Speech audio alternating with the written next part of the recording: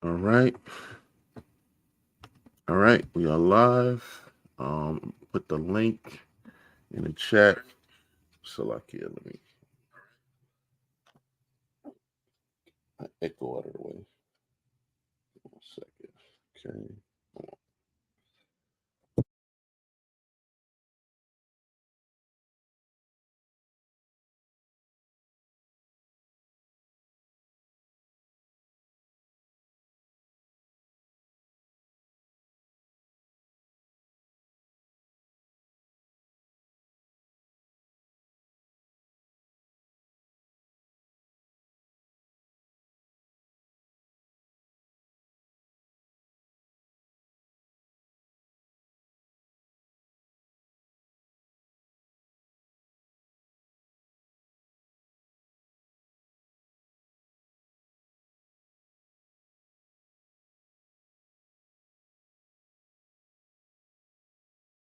All right.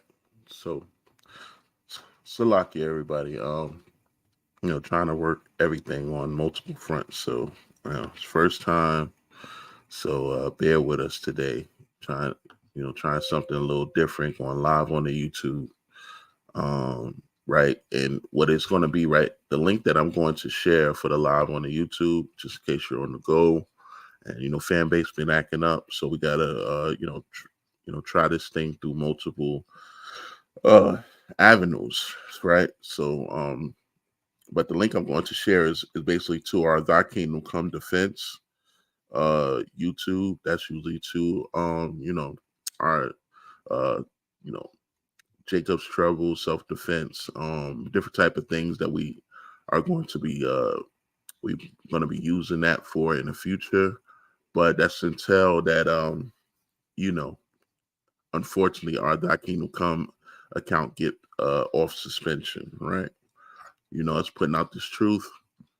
They don't like that, so that's what you know I'll be making everyone aware once we start going live on back on Thy Kingdom Come. But we're going to be using Thy Kingdom Come Defense to stream live on YouTube. Okay, so that's the link at the top for the live stream and on the YouTube, and also we're going to be you can also find it in the Thy Kingdom Come chat, that link. Okay, so we're gonna be trying out some new stuff, man. We're gonna be moving around. You might even find us on Twitter Spaces, right? We're gonna be exploring all avenues to get this information out. Okay, so as always, we want to start by giving the Most High His due. We want to give all honor and glory to Yahweh by Shema Mashiach Malak Yahushai. Um, we want to give him all honor and glory for allowing us another day to continue to become before our people. No matter what way it's being done, but find a way to continue to exercise Ezekiel 3:17 as being those watchmen and informing our people of everything that's going on in such a you know amazing time, right? This is a pivotal time, not just to be to have this understanding, but to not be in it, not engaging in the things that are happening right now. And you can see it, the folly is great in a time where the world is at war, and prophecy is coming to life. And you see, especially our people, without no regard for time, right? And the Most High said, measure the time diligently, right? That we can understand where we are. So it's really important that we measure this time. That's why you've seen us, especially the brothers of Truth Mafia as well. Start bring forth them lessons back. You're going to start seeing those rooms more often, those edifying rooms. We love the discussion with the Christians, but we need more of the rooms for our people mainly, you know, because that's who matter them, really the most is, getting that to our people that, our people can continue to be inspired and be encouraged. So that's what we're trying to do. Um, and look at the sister Gail. Shalom to the sister Gail, jumping in on the YouTube live. So that sister supports. So the water sis. So we can get started. It's a lot to get to. I'm gonna try to manage both. Jump in the chat. We're gonna be appending some articles. If anybody want any article that we bring out, just hit us in the any of the chats, and where we will we will pin it to the chat, right? So Mike, did you have anything that you wanted to lead off particularly with? You said you want to start in domestic. Yeah, I have one to start off with domestic. Okay, con. So I'm gonna pass you the crown. For those in the YouTube, right, I'm gonna be basically sharing the screen, and I'll try to do my best to pin the article so that y'all can see what we're dealing with. Okay, so just bear with me. Might be a little slow. So go ahead and connect to the brother Mike.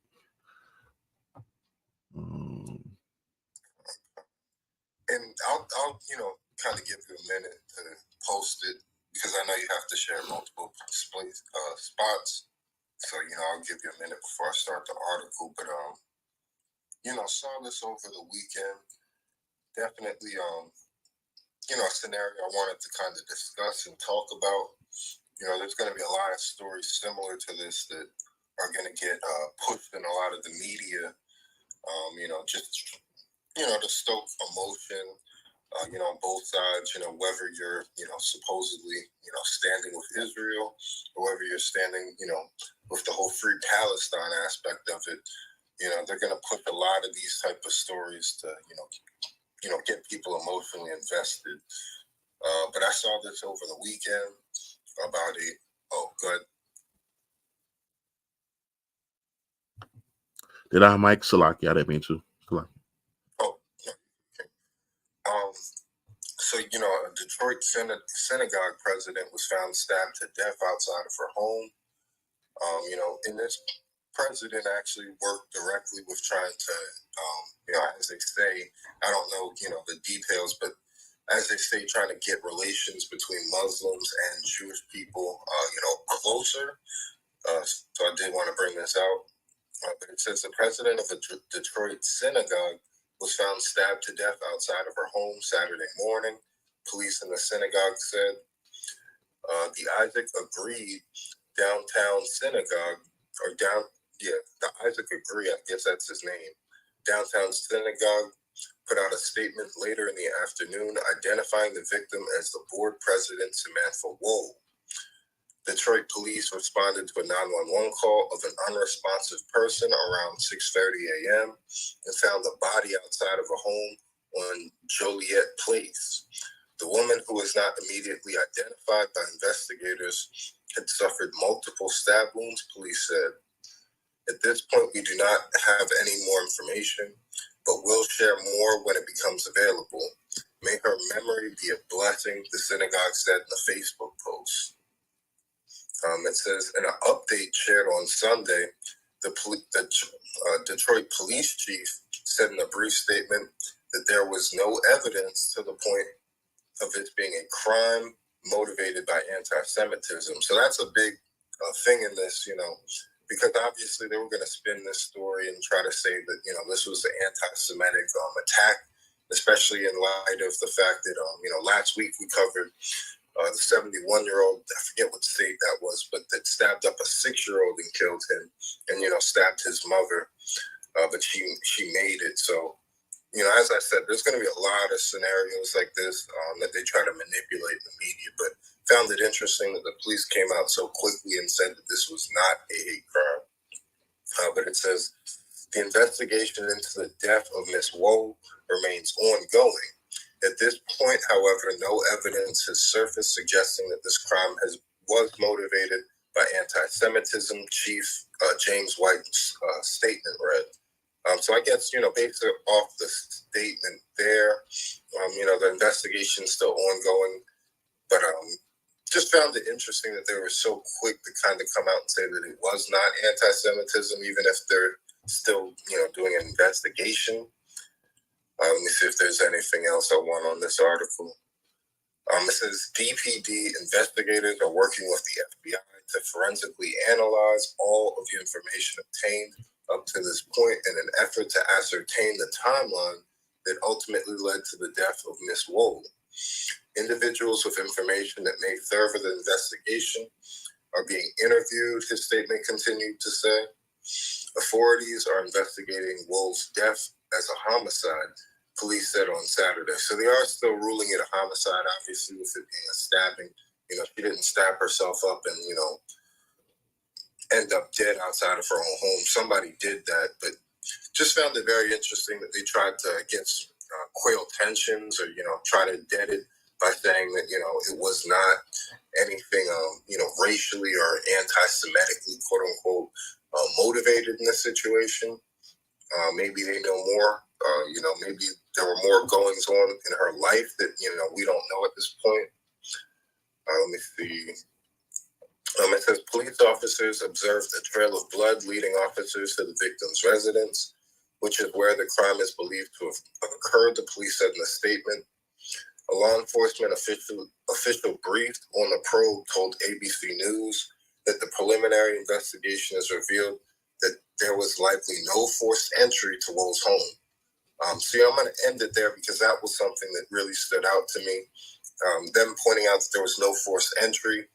This would have had to be somebody that would have known them personally. So it seems like, there's a lot more to this story.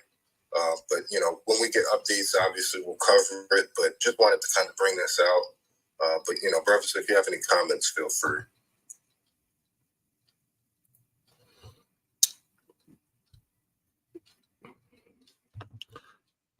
Kind. Yeah. I don't know if this is necessarily, connected. I think that they're going to use this opportunity. Did it say it? It didn't say. It didn't say anything regarding the suspect, did it? No, yeah, they don't. I didn't see anything that they had a suspect at the moment, but no mention, no description, no nothing. Yeah, and that's what you're gonna see, right? In this time, like if someone that is Jewish gets like a splinter in their hand, they're gonna try to connect it to the it being some type of a relation to what's going on in the Middle East. We've seen a big rise in this the last basically conflict that they had in Israel between the Palestinians and the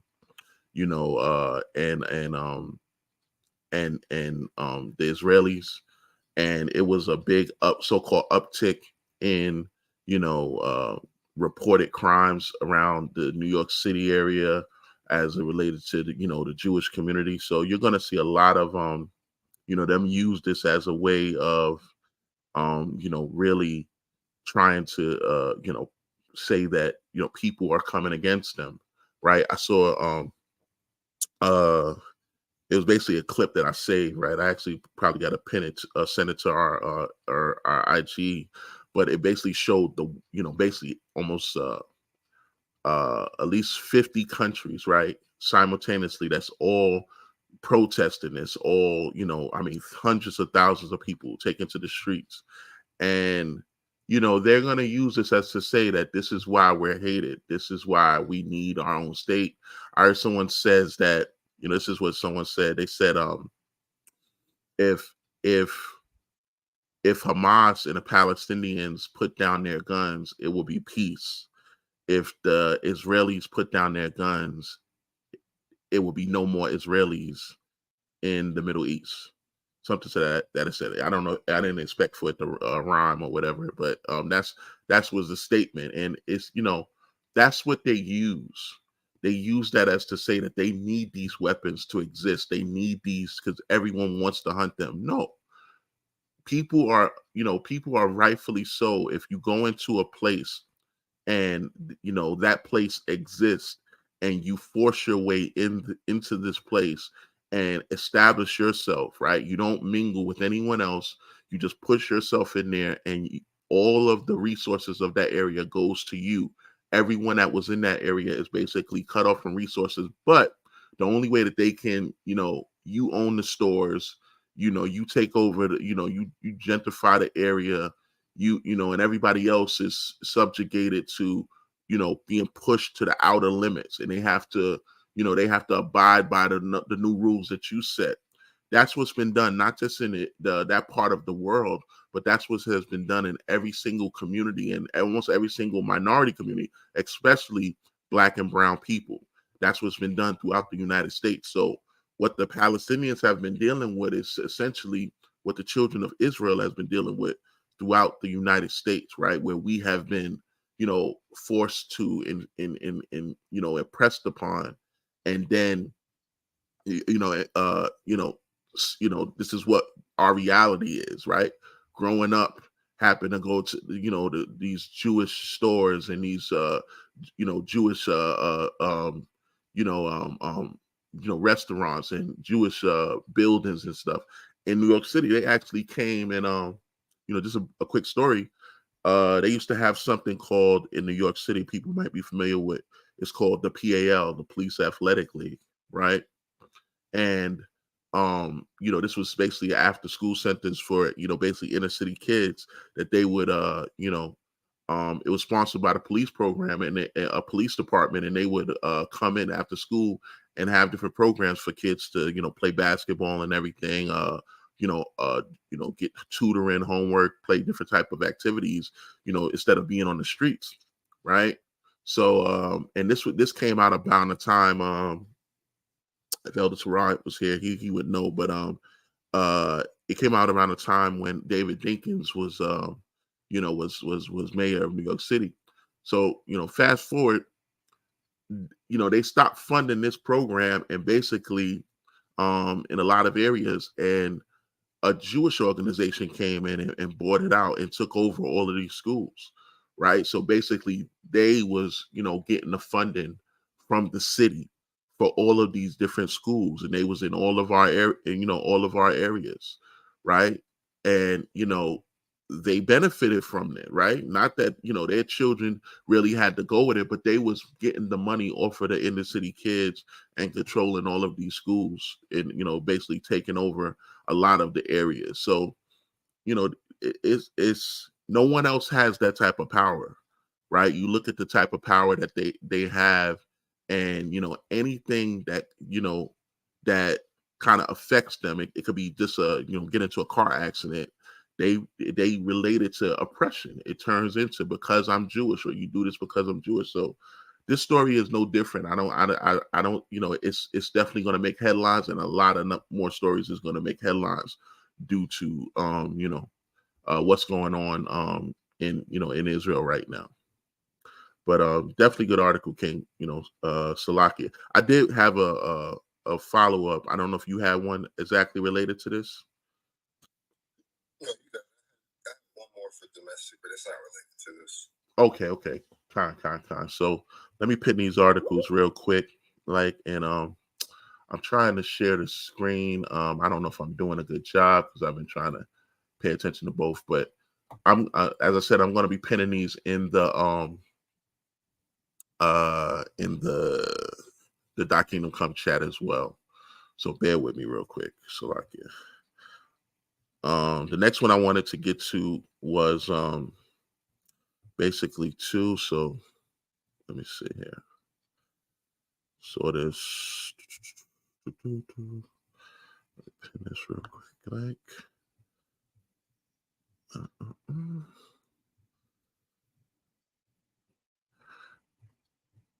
And Salakia, we will get faster doing this, or I will get faster doing this.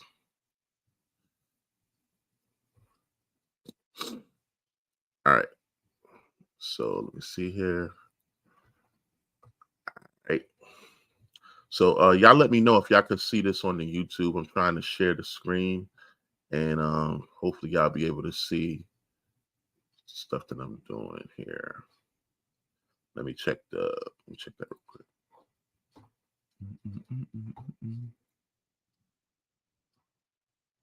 Hold on 1 second. I don't know why I have.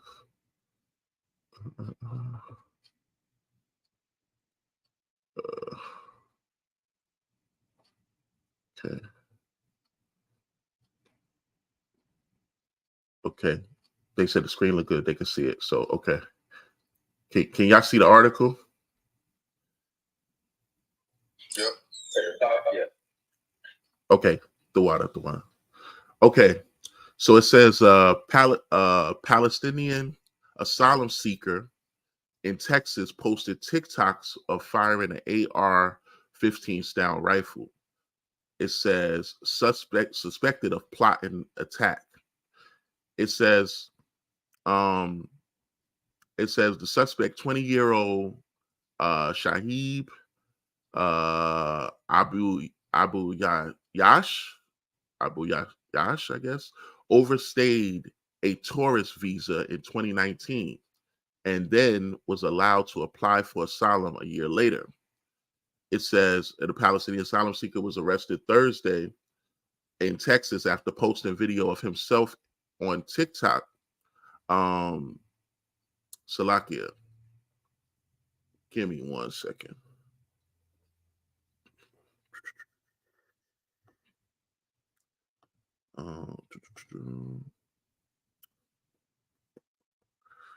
Okay, my bad. It says where was I? Okay. It says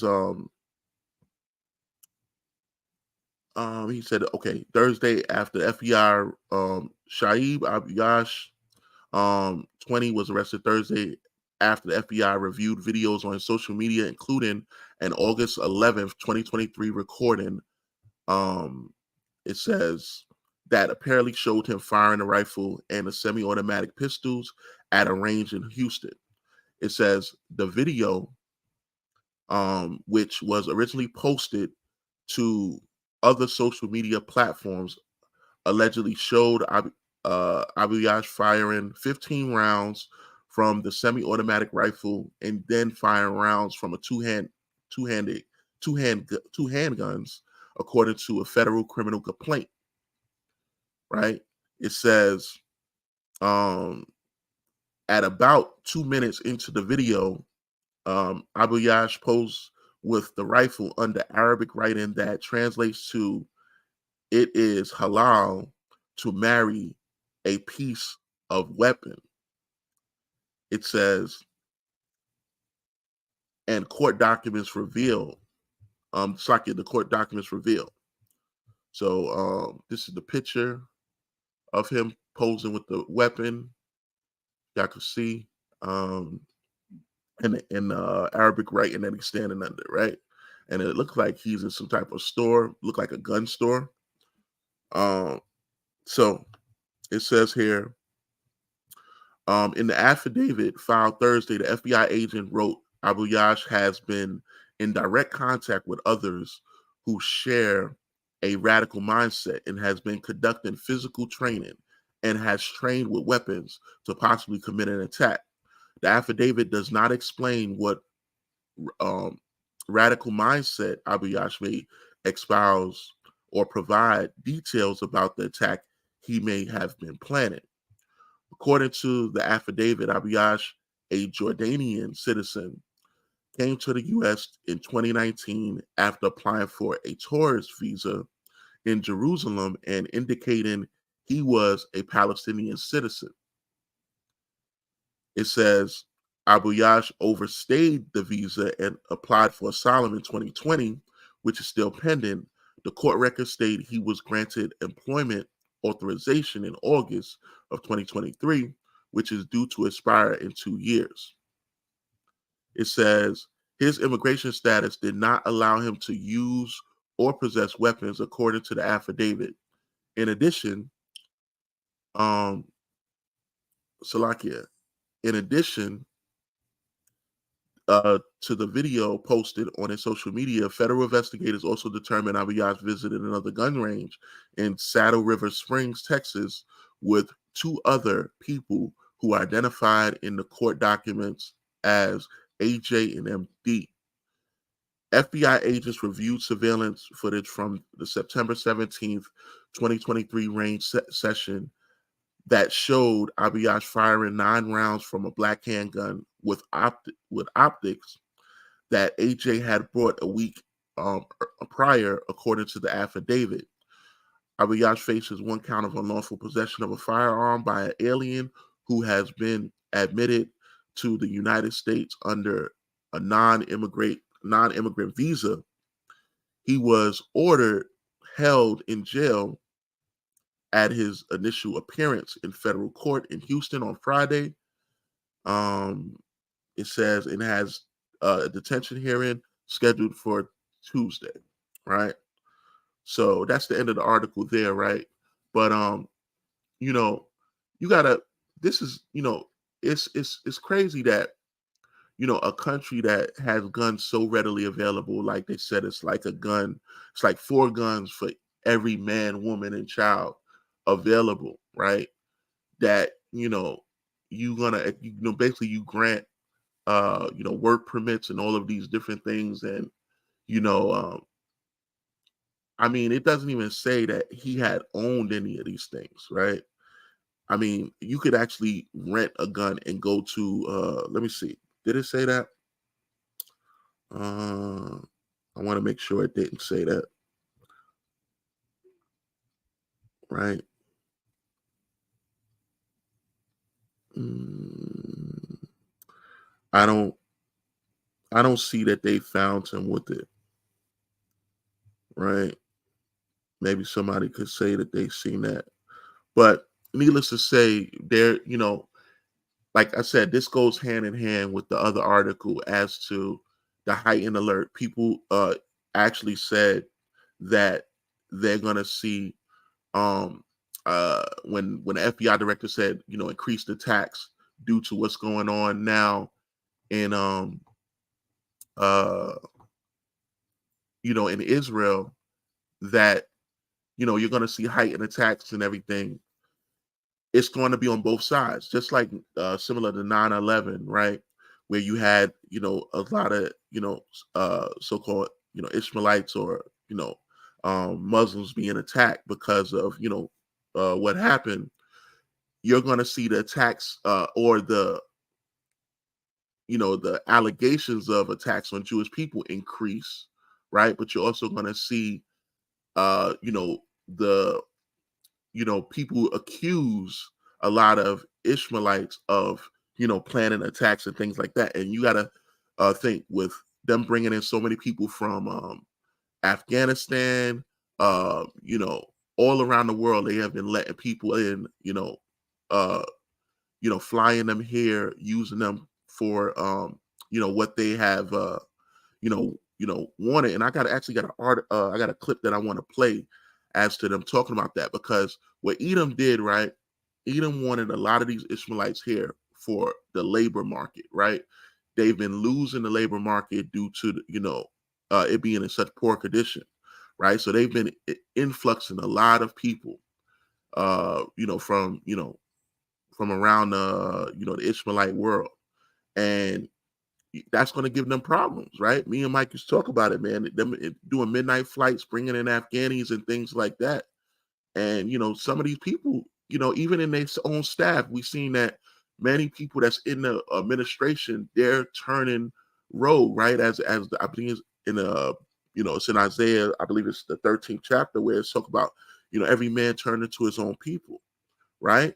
Everyone is going to turn back to their own people at some point.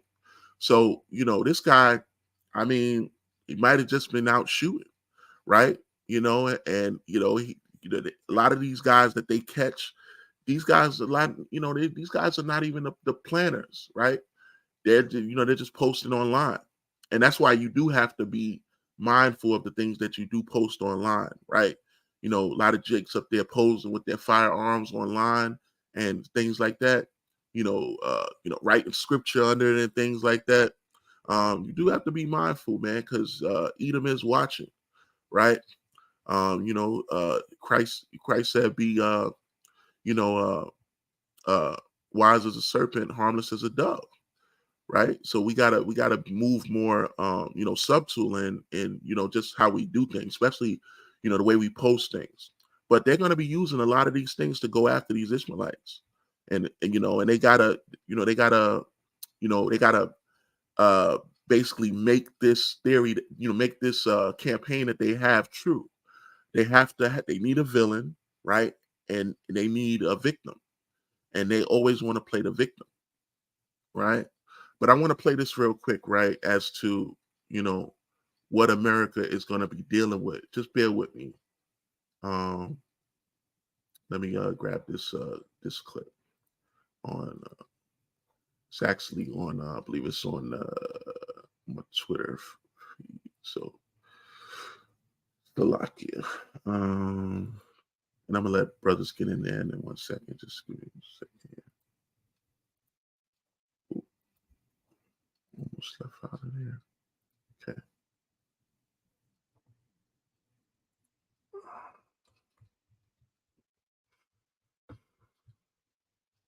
All right, here we go. Man, I might have to play it somewhere else because y'all can't even hear it. Okay. Slovakia. Give me 1 second. Uh, okay, and this is basically this was a conversation basically about the West and the Muslim world and the countries that the Muslim world, what they're experiencing versus what the West is experiencing when it relates to their people. Okay. So just want to give y'all that background on this clip. Okay, here we go. President of France recently said, Macron, the president of France, recently said the Islamic world is in a crisis.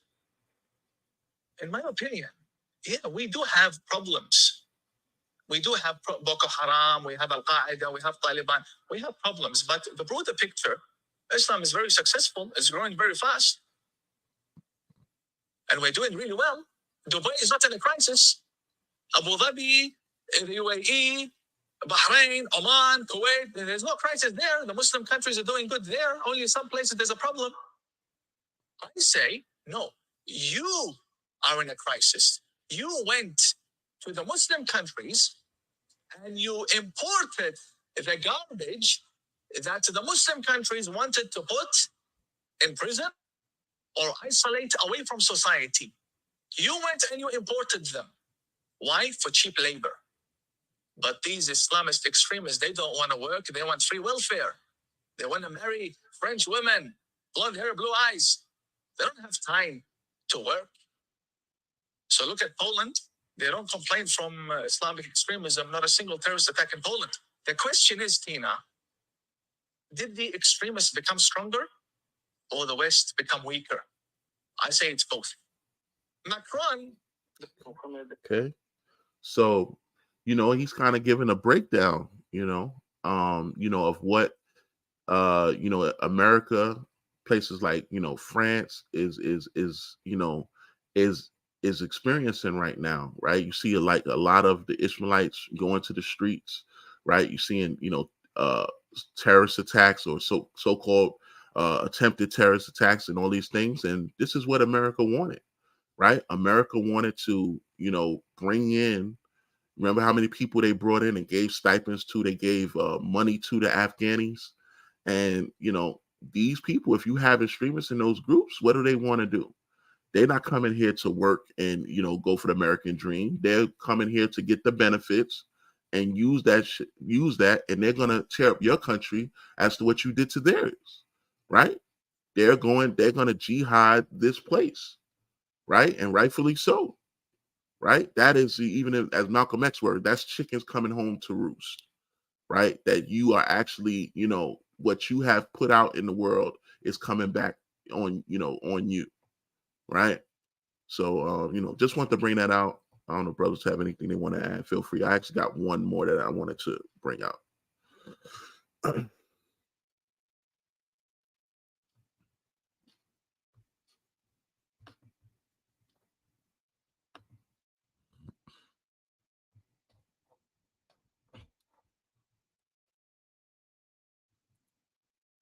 Oh wow, I didn't have anything on that Okay, Khan. So the next one, I don't know if y'all heard Salakia, the brother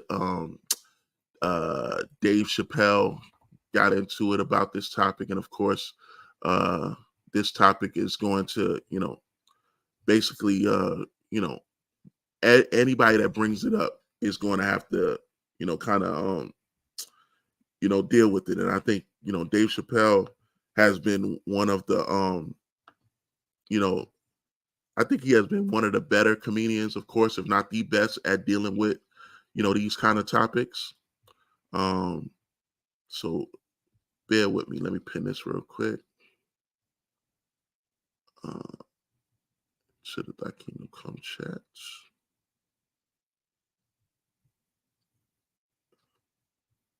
Okay. Right. And okay. So y'all should be able to see it. Oh, and I gotta pin it one more place.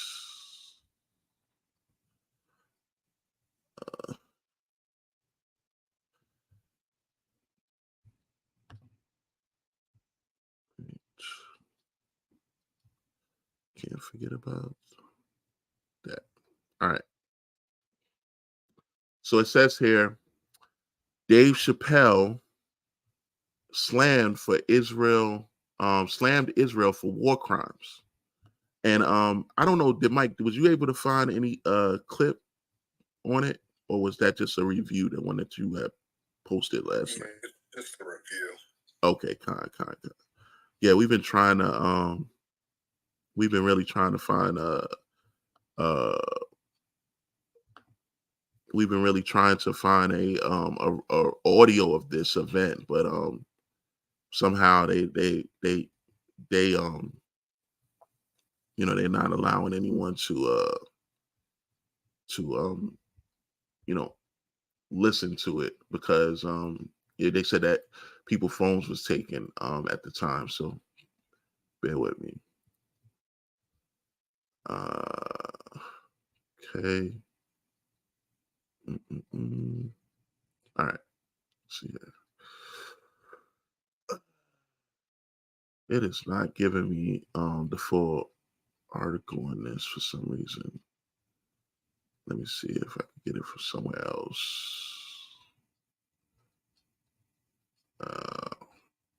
It's making it real. Okay. Probably hear a little better. Okay. So it says Dave Chappelle fans walk out after he blasts Israel war crimes in Gaza. Pro-Palestinians losing job offers. Okay, it says comedian Dave Chappelle criticized the United States for backing Israel war crimes against Palestinians during a live performance in Boston Thursday, prompting some audience members to walk out, according to a report. It says the controversial comic made the remarks during a show at the TD Garden on Thursday, the Wall Street Journal reported. Chappelle condemned Hamas' October 7th attack on Israel that left some 1,400 Israelis dead, but blasted what he claimed were Israel war crimes in Gaza, sparking some pushback from the crowd. People in the audience told the outlet. It said the brouhaha started when a member of the audience told Chappelle to shut up after he said he didn't think people should lose their jobs for supporting Palestinians. Says he also accused Israel of killing innocent civilians and committing war crimes, according to the report. More than 4,300 Palestinians have been killed in the conflict as the Israel Defense Forces has relentlessly pummeled the enclave with more than 6,000 bombs. Those dead include women, children, according to Palestinian authorities. It says other members of the audience cheered and shouted, "Free Palestine," while others shot back, "What about Hamas?" It says some members of the audience walked out after the Rosh's moment. It says towards the end of the show, Chappelle reportedly said that two wrongs don't make a right in reference to the Hamas attacks and Israel military response. Says a spokesperson for Chappelle told the outlet the comedian denies being in Boston that night, despite the show being listed among his dates by the ticket outlets, right? And if anybody click on the link, they could see they posted it, right? They posted it because they wanted to show that he was actually listed to be in Boston on on the night of this incident, right? And essentially what the tickets was priced at. So I'm sure that was probably somebody at the post that's you know of Israeli descent. So, but needless to say, they wanted to show that he was there, and the reason why, I don't know. I guess he's denying it as to say because nobody really has it on camera, so it's just reports coming from the audience. Because, like I said at the beginning of the shows, all cell phones is taken. So we've been trying to see if somebody has some type of video emerge from it, but haven't been successful in that. But just his comments, man. I mean, everybody is finding a way to comment on this. Dave Chappelle is not one really to shy away from controversial topics, right? Remember the whole, trans situation, and it's crazy that you can't even say, like, you know, both are wrong, right? And we don't feel like a lot of people. The general consensus is not that both sides are wrong. We know that it's you have an action and then you have a reaction, right? You have, even if you can't uh understand that, or give this justification, it's always a reason behind someone doing what they're doing. And we know that there's plenty of reasons why this attack happened. So you can't, is the fact that you can't even say that they're basically outlawing essentially what they're doing from people responding kindly to, the what's happening to, or sympathetically with what's happening to the Palestinians.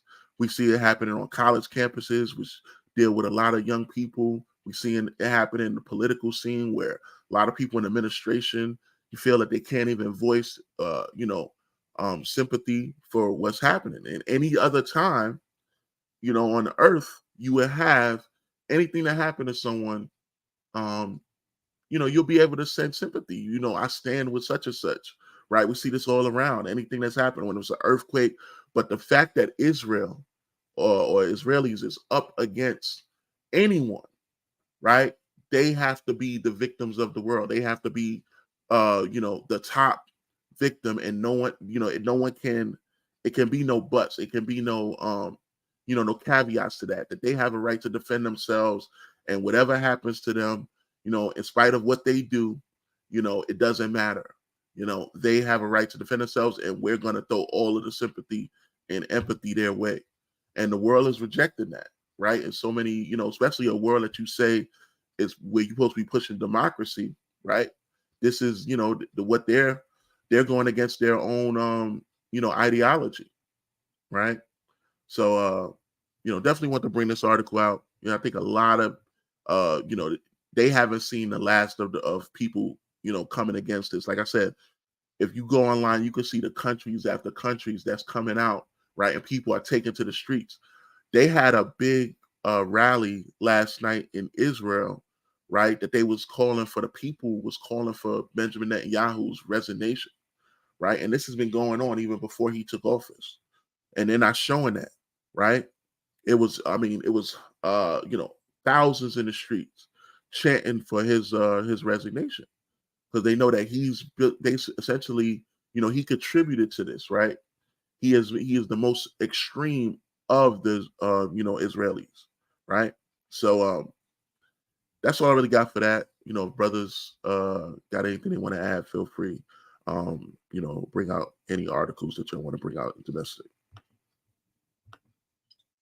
Yeah, I've seen this. I've been looking all through Twitter trying to find the clip of what was said specifically. They say that he said F Israel. That's to be seen, but definitely a good article. They're going to try to hit him in his pockets.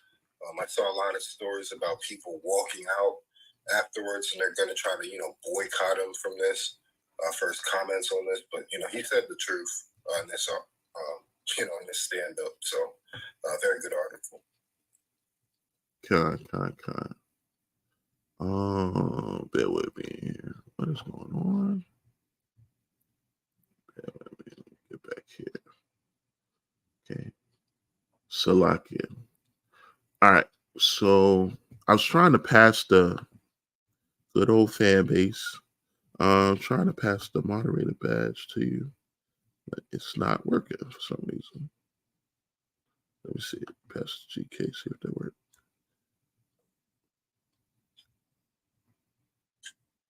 Do you don't have it? No, you still got it. I don't know what's going on. I was gonna say I can just say the other one I had in domestic just in passing because I want us to be able to have enough time to eat everything.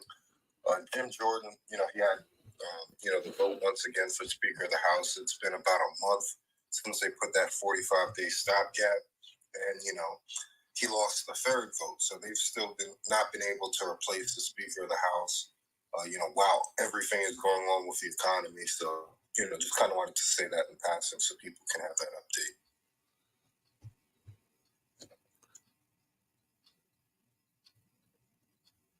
Con. Yeah, just that you mentioned that. That's I'm glad you brought that out because actually, let me see here. I did have something that I wanted to actually just speak briefly on that because that's very important. It was actually a clip. I don't know where it is at this moment, but essentially, after 3 votes, they said that they still that he's asking for another vote, right? He's actually meeting with, they say he lost like 20 something Republicans, and that they essentially have no speaker, right? Even the one that was the intern, they don't have him at this moment. So I don't know why he keep trying to.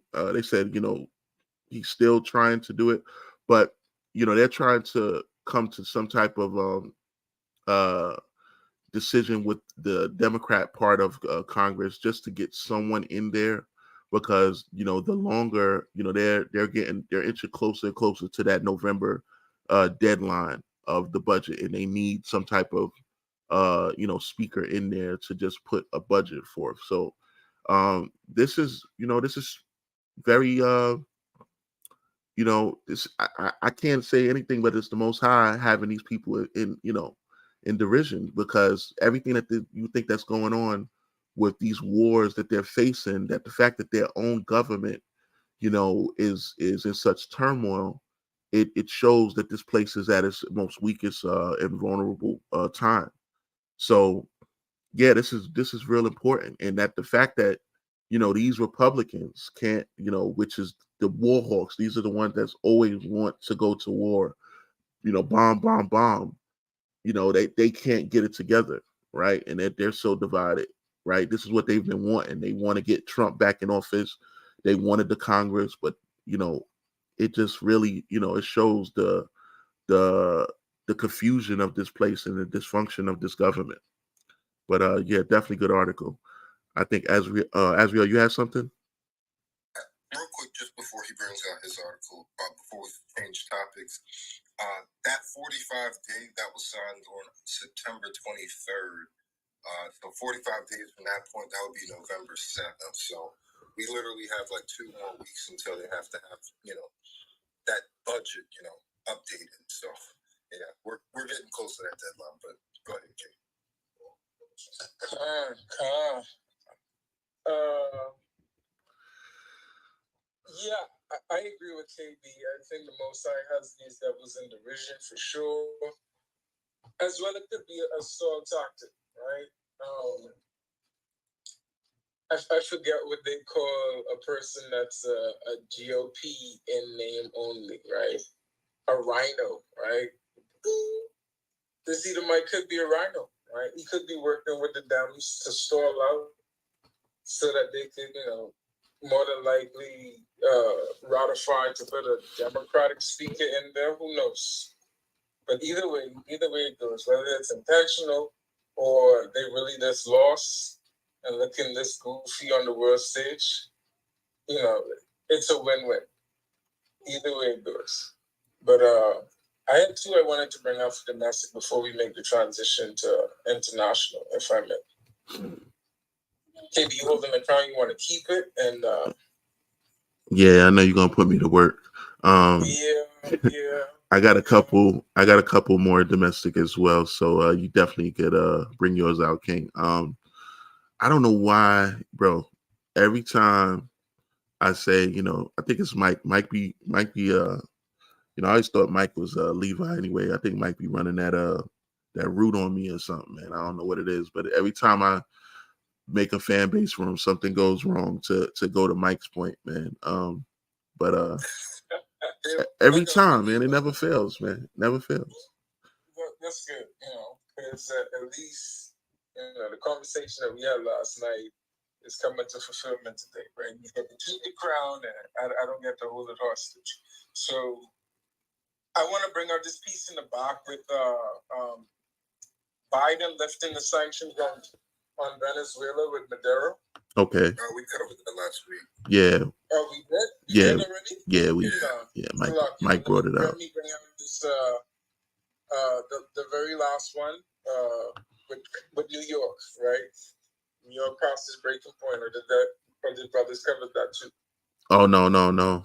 That's Let's get into that because you mentioned a lot about the immigration issue and U.S. just opened up its borders to all of these different people around the world. Though somehow still they want to repatriate the Levites or the Haitians, right? But everybody else the country is open for business, right? You could come in, we'll set you up, we'll put you in 5-star hotels for the duration until you could find someplace to stay. All of that shit looks like it's coming to an end, right? Is it up there? Give me 1 second. I actually put it in the chat. I don't know what's going on with this. Yeah, let me mute up because this app is acting up. Let me just get to it real quick while KB posts the link.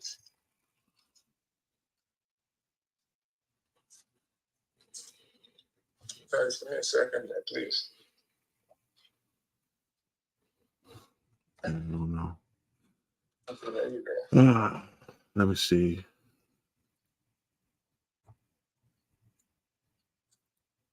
Okay. All right, so it reads, past this breaking point, NYC limits immigration family shelter to 60 days, right?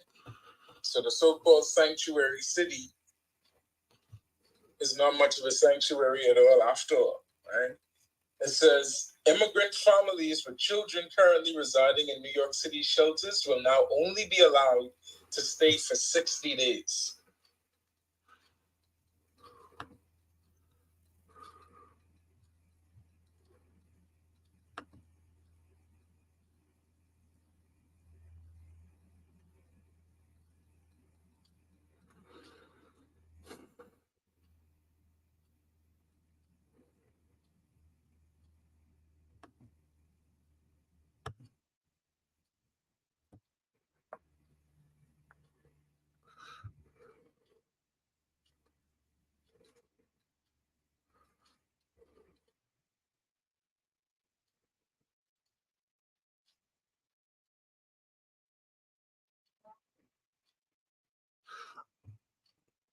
Give me 1 second, y'all. The app, I don't know, it kicked me out. So give me 1 second. Salakia. I can't even get back in the app. I don't know what's going on.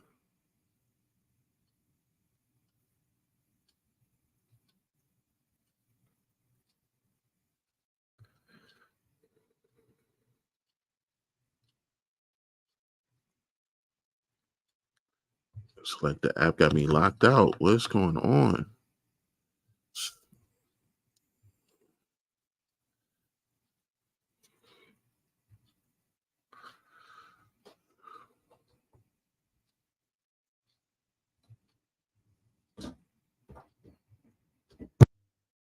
One second, y'all.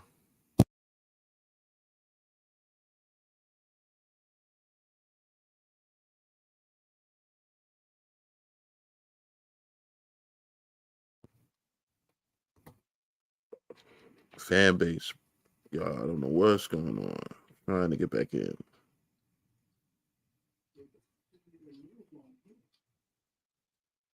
Um,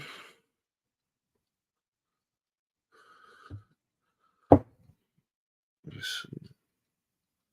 Um,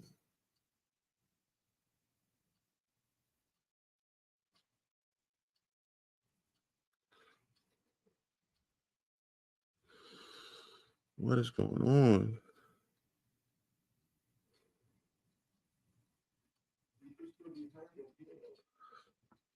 I got you. I give me 1 second.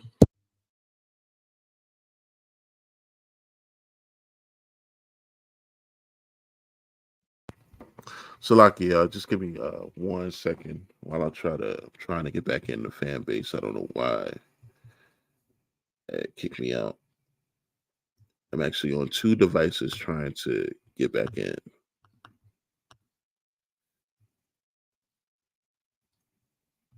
I mean, I don't know if they suspended my account or whatever. I don't know what's going on. It was just locking me out while I was in there.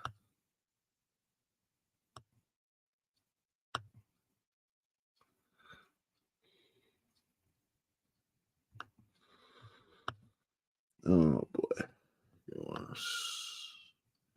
I can't do nothing. Let me see here. I'm gonna try to log out and see if I can log out and log back in.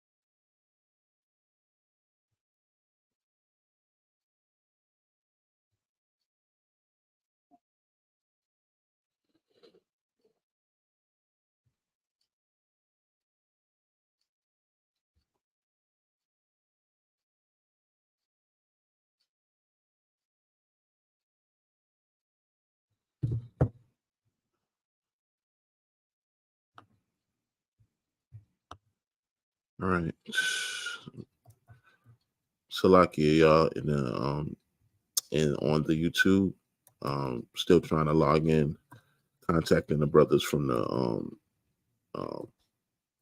contacting the brothers from that's from the room.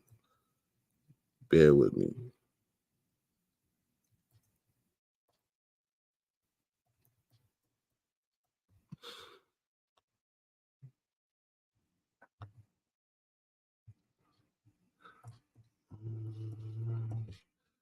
Okay.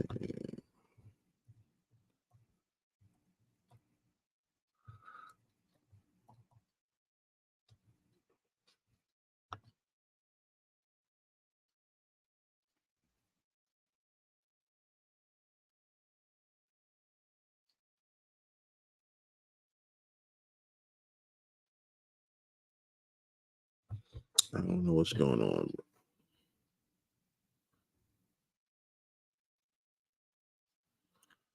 All right.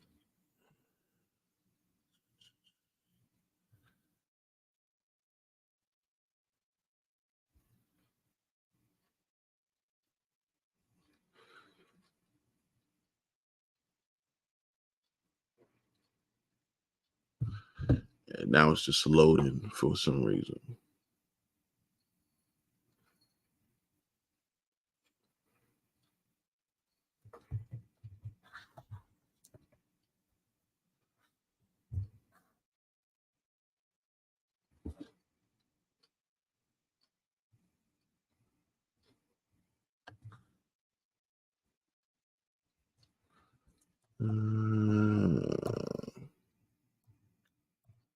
All right. And they tell you that when you have these problems on fan base to shake the screen to report a bug. Madness. Madness.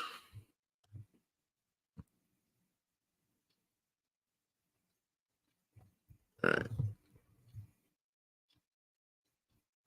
I don't know if anybody else is having any difficulties or anything like that.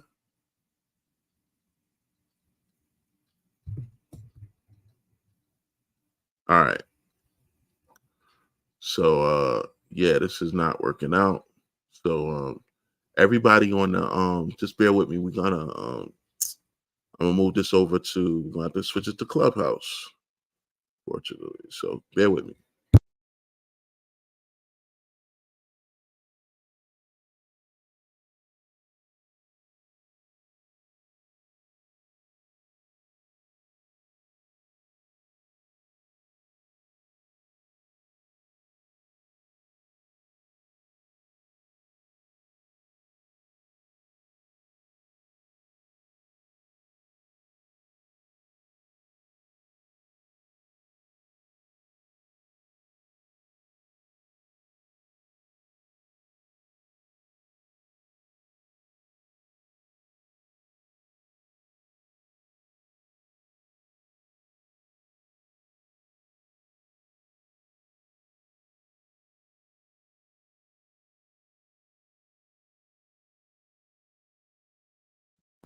All right, so lucky everybody.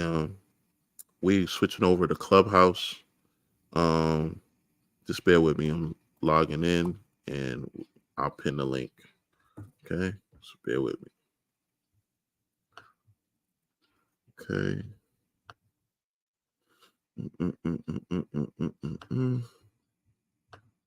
Yeah. All right.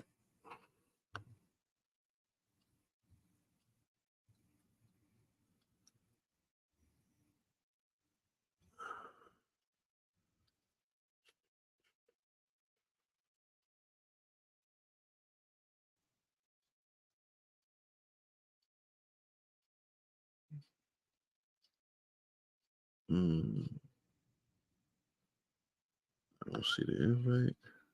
There we go. Hold on. Bear with me. Let's get this kicked off now.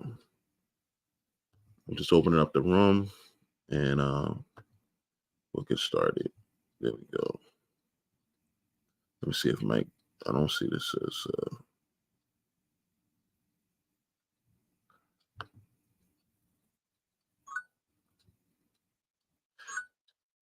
Yeah, back on the truth, back on the real.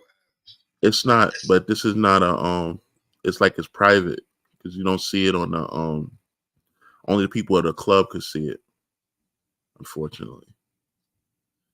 So just bear with me, Salakia.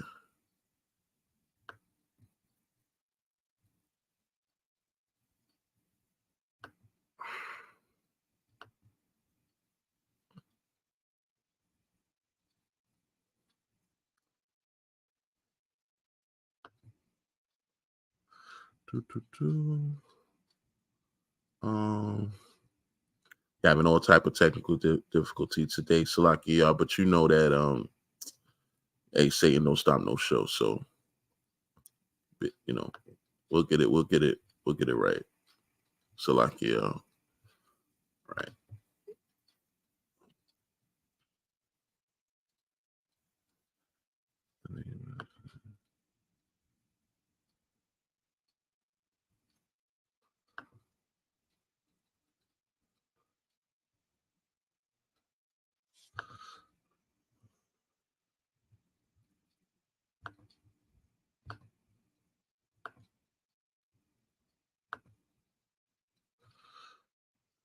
What?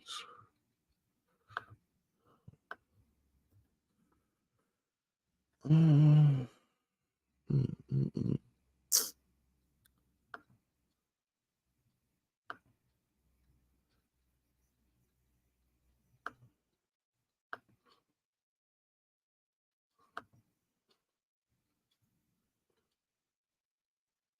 Okay.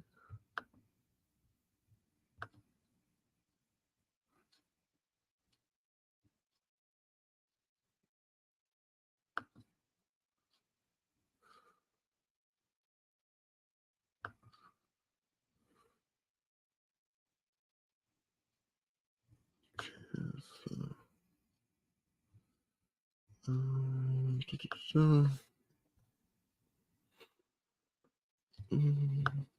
it's all type of technical difficulty.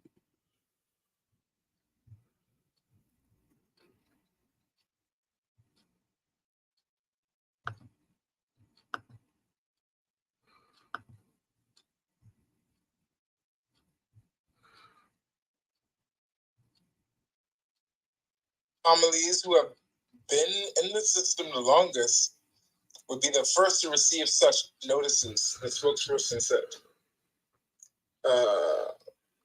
It says New York, a self-described sanctuary city, has been pushed to the brink amid the influx of illegal immigrants that Mr. Adam estimates it will cost the city roughly $12 billion over the next 3 years to handle.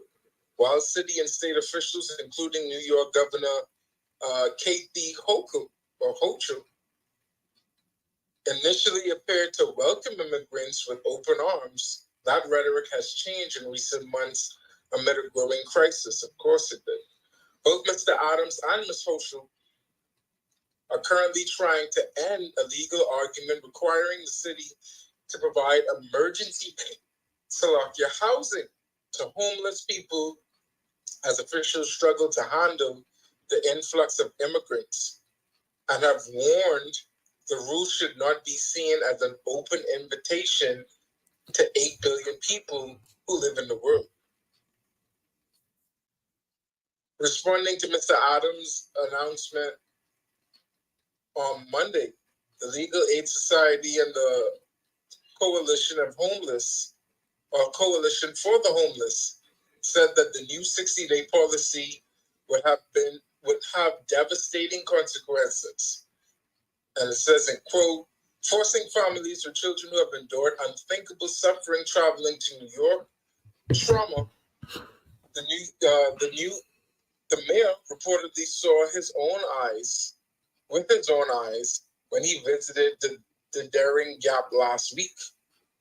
To be denied safe shelter after 60 days is bankrupt of any humanity and is a stain on our city's long-standing reputation as a welcoming home for all, the nonprofits said in a joint statement. The quotation continues on. This plan will disrupt the lives of homeless students and create chaos for their schools, as parents are forced to choose between re-enrolling or spending the day traveling across the city to their current school.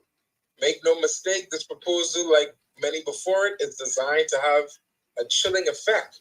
No New Yorker wants to see families with children huddle on the streets of our city, especially as winter approaches. The groups continued. Both groups noted they are assessing all options, including possible litigation should Mr.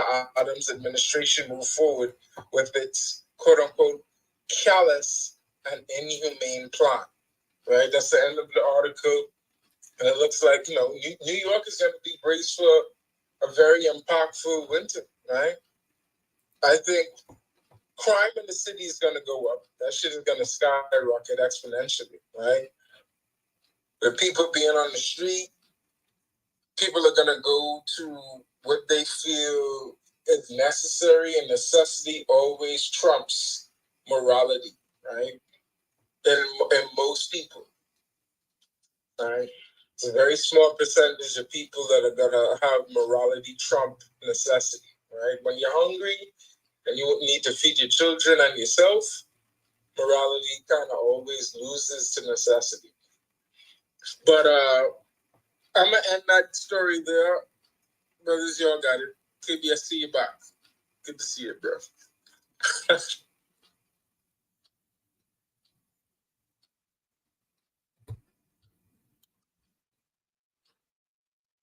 Yeah, I came in kind of late, Salakia, on the article, but just looking at it, yeah, they had to go against a lot of the things that remember initially, there was this basically open border sanctuary cities, and now it's not so, right? Now they're dealing with the you know the they're dealing with the downside of you know essentially what they wanted, right? They wanted cheap labor.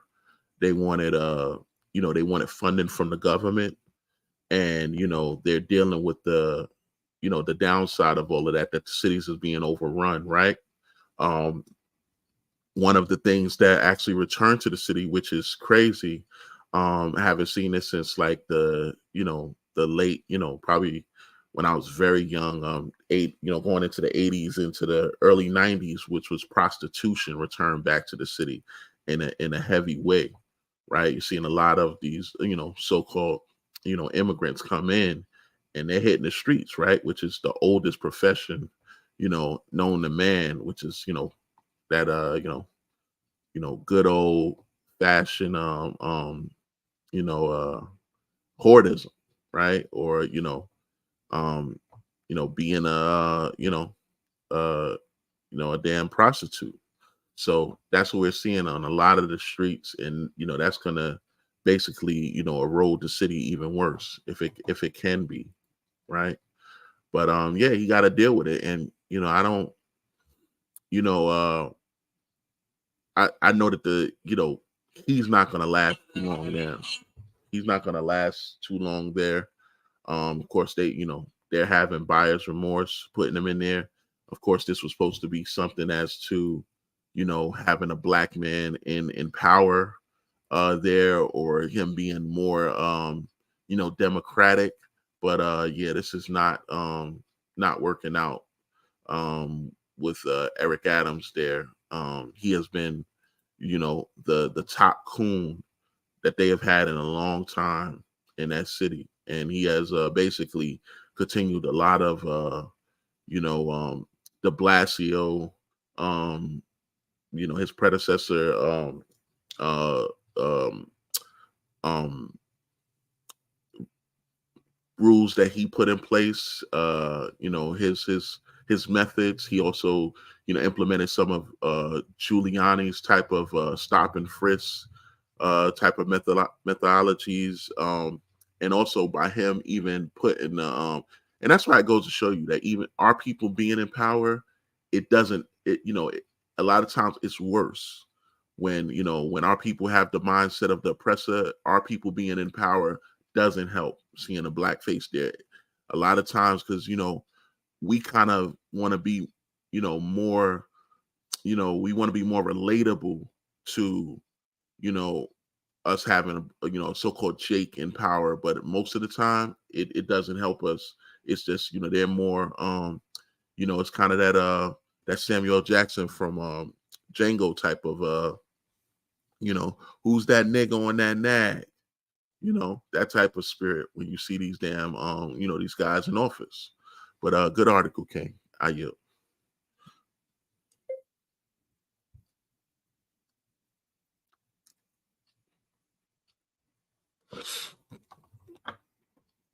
You said you had another one, King, for domestic.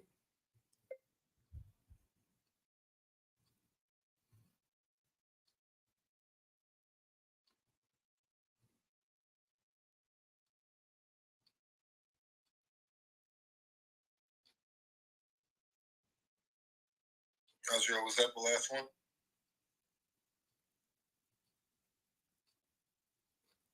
Yeah, I think he stepped away. KB, you got it.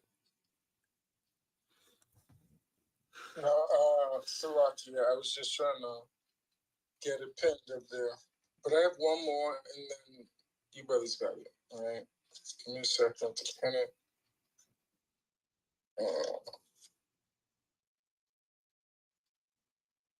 Okay.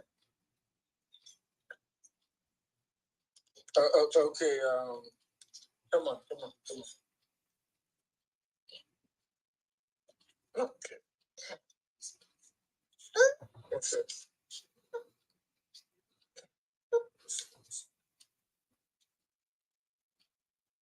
KB, was yours in relation to Eric Adams or? No. The last two that I actually have, I have one on the DJ Envy, and okay. yeah, and I have another one on something else. All right, let me just throw this out there real quick, and then we can get to that because I want to figure out what's going on with that DJ Envy thing too.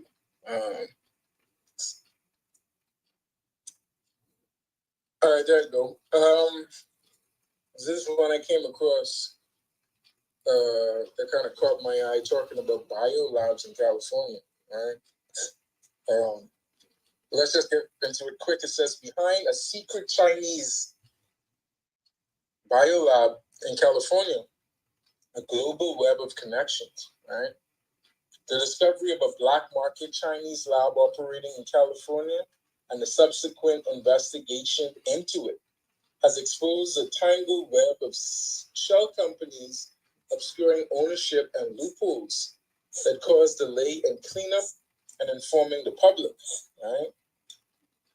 The public found out in March about a secret biolab operating in a warehouse in Redley, California, about 25 miles southwest of Fresno. But the warehouse and its biological hazards were discovered months earlier on December 19th, 2022, by Jeslyn Harper, a code enforcement officer with the City of Redley Fire Department, responding to an anonymous tip about a supposedly vacant warehouse. Mr. Harper discovered thousands of vials of bacterial and viral agents, including coronavirus, chlamydia, E. coli, streptococcus, pneumonia, HIV, hepatitis, herpes, rubella, and malaria.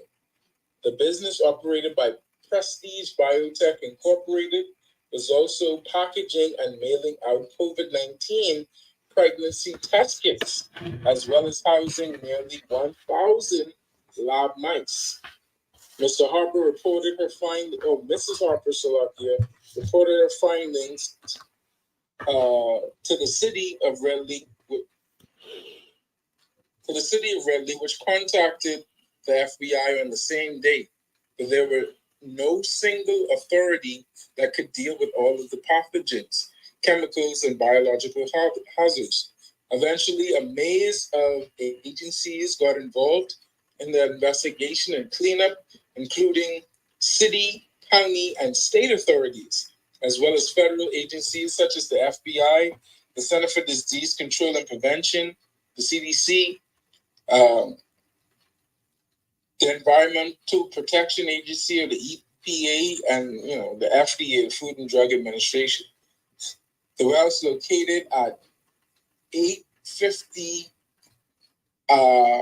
I Street in Redley, was built in the 1950s mainly as a food packing plant. Trucks would drive up to the alcove area in front of the roll-up doors to load up. After Ms. Harper received an anonymous complaint about vehicles parked In the alcove, she went to investigate and also noticed a garden hose going into the building via a door being propped open, a potential plumbing violation. Ms. Harper told the Epic Times that she knocked at the door and saw three people boxing up pregnancy tests. One of them spoke no English, while the other two spoke very broken English. At the beginning, Ms. Harper said the trio were very cooperative, but as she walked to the southern part of the building, they became deflective. What do you do with mice? She recalled asking. We use mice for experiments, they replied. What kinds of experiments? Oh, I don't know. We just give them water. What's in the refrigerator? In the refrigerator, just stuff for making tests. And Miss Harper asked more specific questions. Or as Miss Harper asked more specific questions, she said the staff answered less and less, pushing for her to leave. Once she saw labels on the fridge such as blood, HIV, she realized that it was potentially a hazardous environment and left the building. She reported her discovery to the city of Readily officials, who contacted the FBI immediately and met them 2 days later on December 21st, 2022. The FBI took all of January 2023 to investigate and finally deemed the warehouse safe for city employees in early February. When Readily city officials returned to the warehouse on March 3rd with an inspection warrant, they reported that no item had been removed from the lab, although some additional items had been stored since December.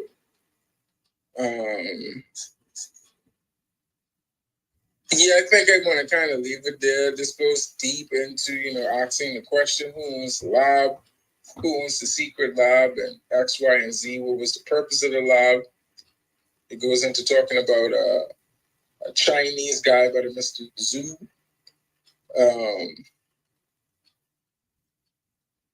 Some Canadians and things of that nature, but I'm going to leave it there. I just thought this was interesting to see how, things could be happening right under your nose and you'd never know unless you have, a nosy Edomite woman come across it and it's kind of exposed. But that happens few and far between. How many more things like this are going on right, next door in your neighborhood and you don't know what's going on, right? But I'm going to leave it there. It's open for comment. You brothers got it.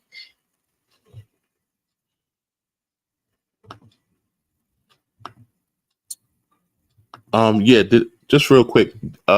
It did say some of the things that they was working on in this lab, correct?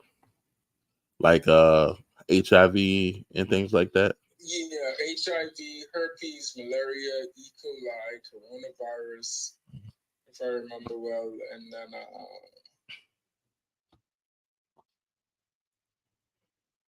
I said herpes already, right? Yeah, you did. Yeah, so we could put it like this: contagious diseases, right? Coronavirus, E. coli is a contagious disease. We see the FDA pack up shit, the FDA, Slovakia, pack up shit all the time. If they even have a thing, there's a trace of E. coli. But apparently, this lab, smart lab in the middle of California, near Fresno, is processing E. coli and coronaviruses and HIV. Why? Right? Are they preparing for the next outbreak or trying to create the next outbreak? Right? But yeah, you got it, KB.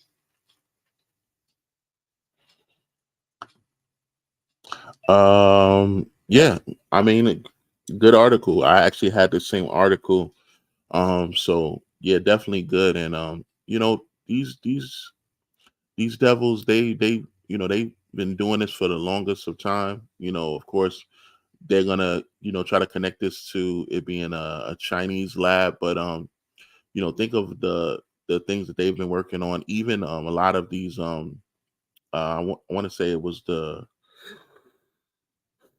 one of the universities that was working on a more powerful strain of COVID, right? Yeah.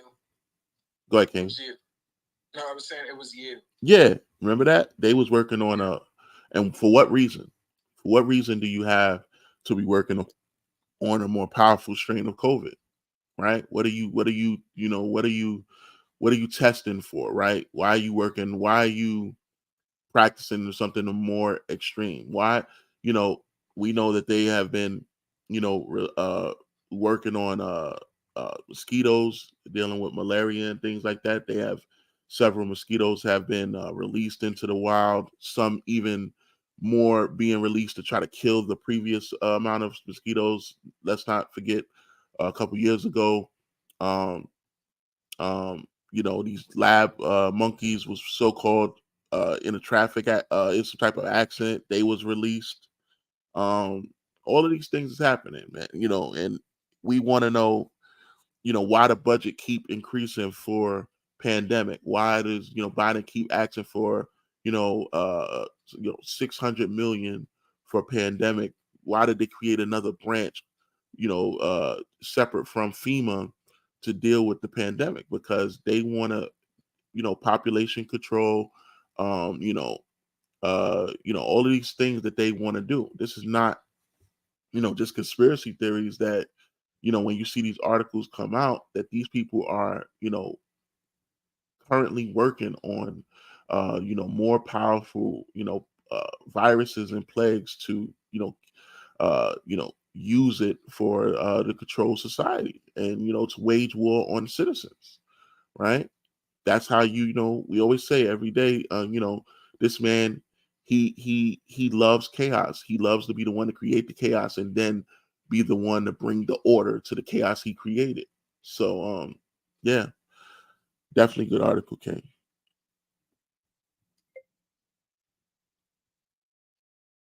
I don't know if GK or Mikhail or Mike had it. I know Mike said he was done with his domestic. GK or Mikhail had any more domestic or Azrael. I just had two before we switched to international.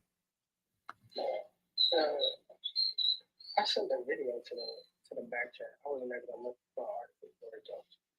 You know what I'm talking about? It's on Wednesday.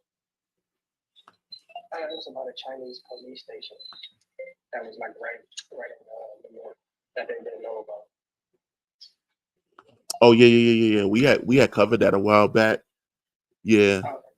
But yeah, that was a good article, man. And it really just points to just how, vulnerable this place is, right? And the crazy thing about that police station is that what it was mainly for is repatriating uh Chinese nationals back to China, right? It was basically hunting down people that have defected to the United States and forcing them back to China, right? So that's what these countries are doing, man. They want to, power themselves up. They want to build themselves back up to their highest strength. They want their citizens back, right? Where America is trying to spread there, it's been a heightened, level of people fleeing America so much that it's overwhelming the passport agencies. All these other countries are, bringing their citizens home, by any means necessary. So, yeah, that was a good one. So let me get into this next article, which was kind of making its rounds. Um, this is dealing with DJ Envy and which is the popular host of the Breakfast Club, right? So let me let me pin these articles. This article, basically going to pin it in two places. Bear with me. Okay. Okay. And we are still live. I pinned the link for the YouTube. We are still live on YouTube. Um.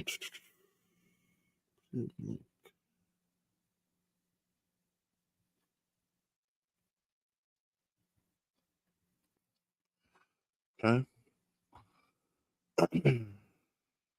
See here. All right.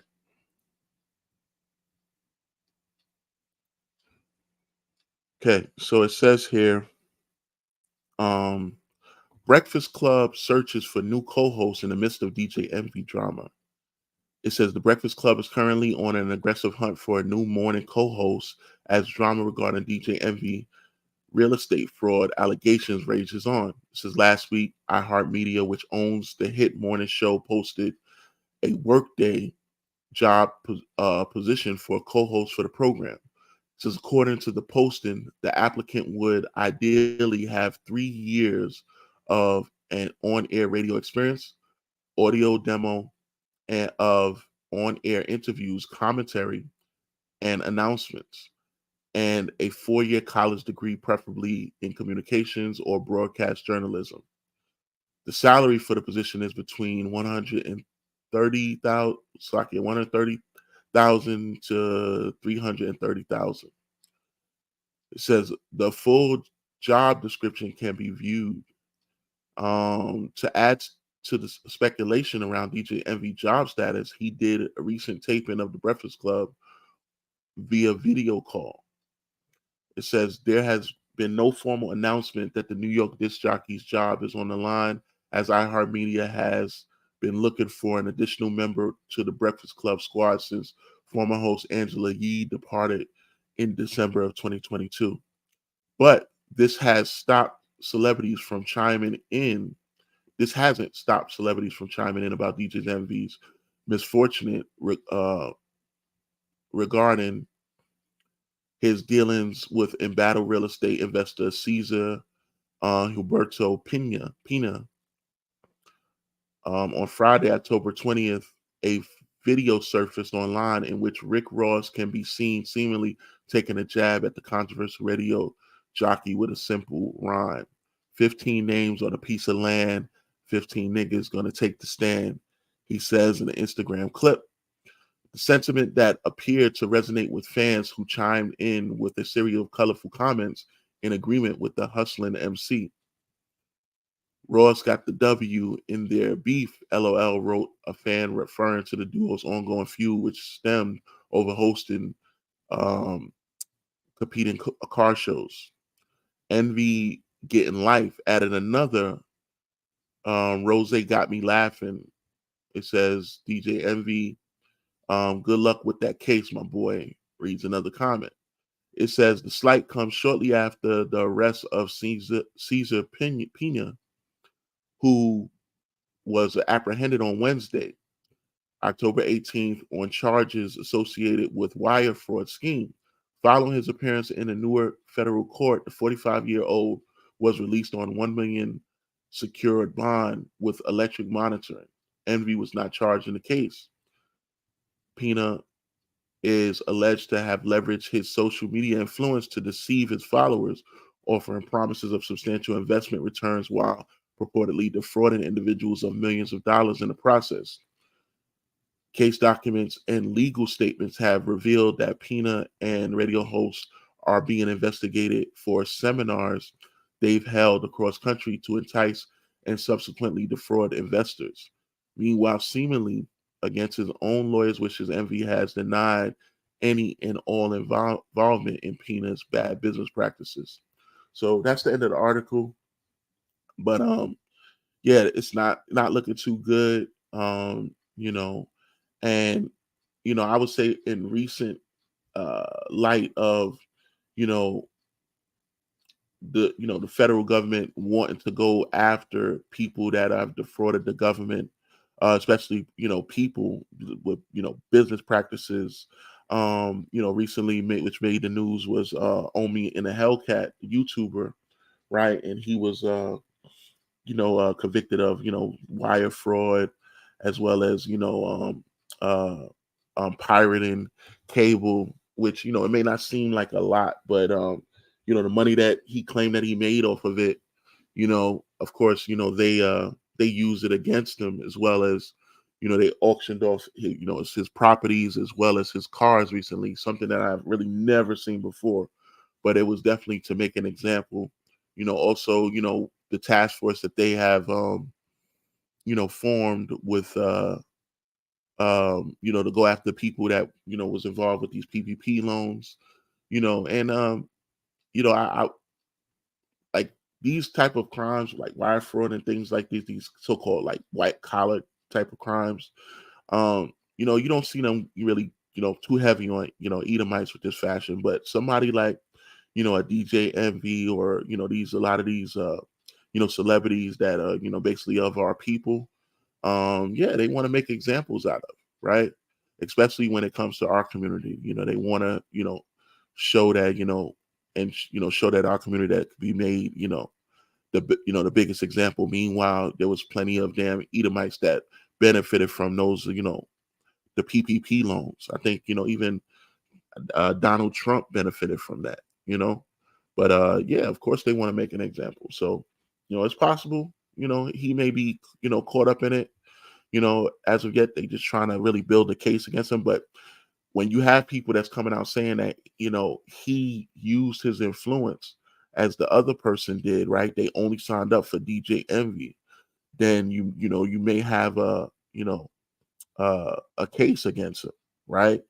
That he was part of it, and it is videos of him even talking on the breakfast show about it.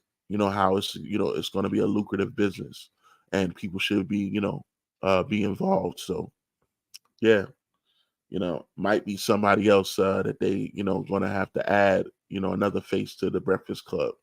You know, so but if brothers got anything they want to add, feel free. I actually just got one more, and then we could transition. I saw somebody posted a video. He was talking to somebody about it. It's like, yeah, man, I try to put my friends on, man. No nobody gonna listen. You know, Joe Budden. I hit Joe Budden up. He told me it was a Ponzi scheme. Hey, Fabulous son. Fabulous said, I'm gonna call you back. Never call me back. And he said somebody else. But it's like, there's a lot of stuff that's like, it's gonna be hard to deny you didn't know the shit wasn't legit. God, you got it.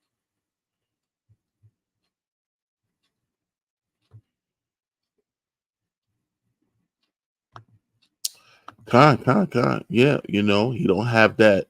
He don't have that plausible deniability, man. Especially when he used his that's gonna be that's gonna be a heavy thing that he used his influence as well as his work, on his show, which is a popular show. That's a uh that's a national show that is the Breakfast Club, right? There's so many people that's influenced by that. It was like one couple actually comes to mind that they talked about.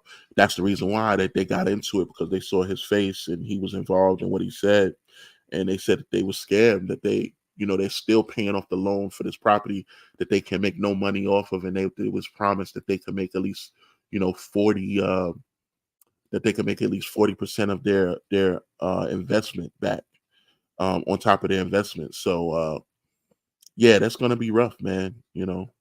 Um, and they're gonna, of course, they're gonna throw the book at him, so to speak. Um, but let me get to this next one, Salakia. Um, definitely seen this. The brother, um, Louis Farrakhan, is in the news, and he is actually filed a lawsuit against the ADL, right? And yeah, so let me just pin this up there, and we'll get it. We'll get to it. Okay. So it should be pinned up there, right? Bear with me. Right. All right. So it says here, Louis Farrakhan files $5 billion defamation suit against ADL over false anti-Semitism claims. It says the Nation of Islam leader Louis Farrakhan, who for decades has spouted off, and you can imagine who this article is written by, right? It says has spouted off about satanic Jews who control the government and Hollywood and once called Hitler a great man, is claiming his venomous reputation is a false narrative pushed by the Anti-Defamation League. It says Farrakhan 90 um, has filed a $4.8 billion Manhattan federal court lawsuit against the civil rights group, accusing it of interfering with his First Amendment rights by wrongly labeling him as an anti Semite. It says his lawsuit is to ensure that the abuse, misuse, and false use of the terms anti Semite, anti Semitic, and anti Semitism is as falsely charged by the ADL is permanently barred from being a tool to defame Farrakhan and the Nation of Islam and Slakia and stifle the exercise of the constitutional rights he contends in court papers. Farrakhan contended he has never harmed a hair on the head of any Jewish person or even advocated for such, and boasted he honors, respects, and even admires many members of the Jewish community, including his boyhood idol and one of his greatest violinists, um, Joshua Hefts, I believe, who was a Russian Jew and his own Jewish violin teachers. He called his contentious relationship with the ADL a battle of biblical proportion, and buttressed his court filings with 787 pages supporting documents. It says Farrakhan has referred to Jews as termites, allegedly called Judaism a gutter religion, and proclaimed the powerful Jews are my enemy. It says they have him quoted as the Jews have been so bad at politics, they lost half of their population in the Holocaust, he said during a 1998 speech. Jews are responsible for all his filth, for all this filth and degenerate behavior that Hollywood is putting out, turning men into women and women into men, he said more recently in 2018. The Anti-Defamation League is an un-American organization and has woven itself into the fabric of both the United States government in general and into local government within America in particular to advance interests that are un-American to the extent that it tramples and trembles upon the constitutional rights of Minister Farrakhan and American citizens, he said in the lawsuit. The dispute began in 1984, according to Farrakhan, when he supported then presidential candidate Jesse Jackson after he was accused of referring to referring to Jews with the racial slur. It is because of Minister Farrakhan's unwavering defense of himself and Reverend Jackson that the ADL began plastering him with the false and injurious label of anti-Semite. Farrakhan said in court papers. While the ADL typically doesn't comment on litigation, director Jonathan Greenblatt told the Post the suit has no merit. And you know how Greenblatt talks. He really, he's a Poindexter. He was like, this lawsuit has no merit. You know how you know how that devil talks, right? It says Louis Farrakhan is an anti-Semite. One needs look no further than his own words and statements to come away with the same conclusion. He said, lawyers for Farrakhan did not immediately return a message seeking comment. Right, so that's the end of the article.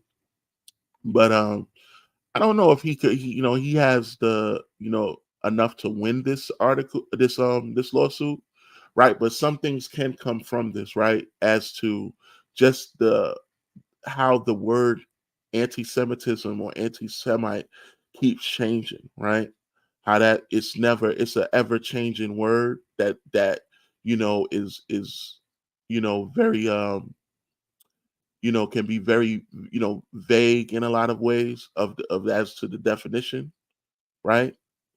So I think some things can come out as to and also him being of basically Shemitic, um, you know, uh, Farrakhan, right? He could bring that out. That is, him being a Shemite, um, you know, how can he, be anti-Semitic from, which they, use that, you know, they don't even use it right, but them the way they even use it is false, right?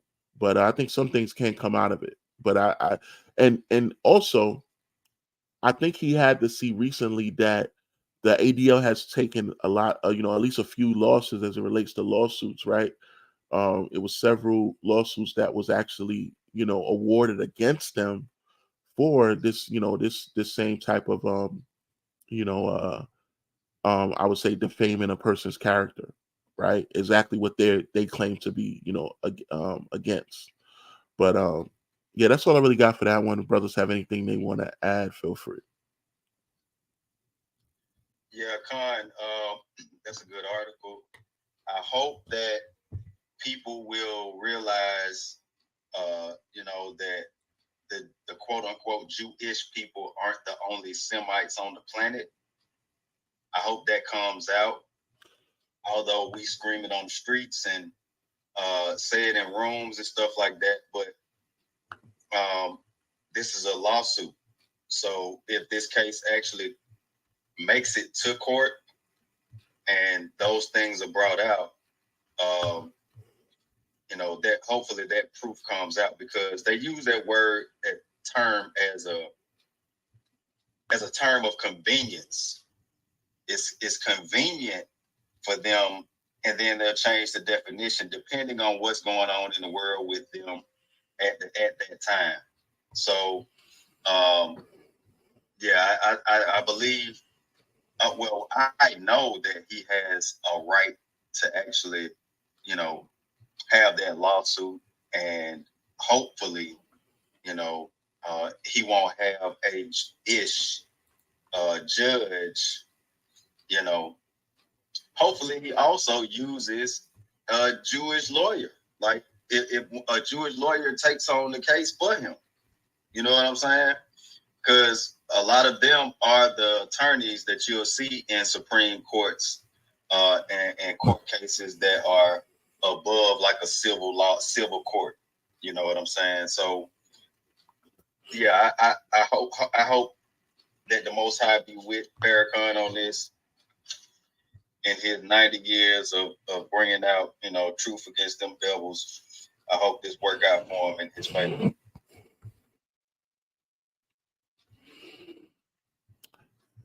Yeah, kind. So yeah, I mean, some things could come out of it, even if he don't win it.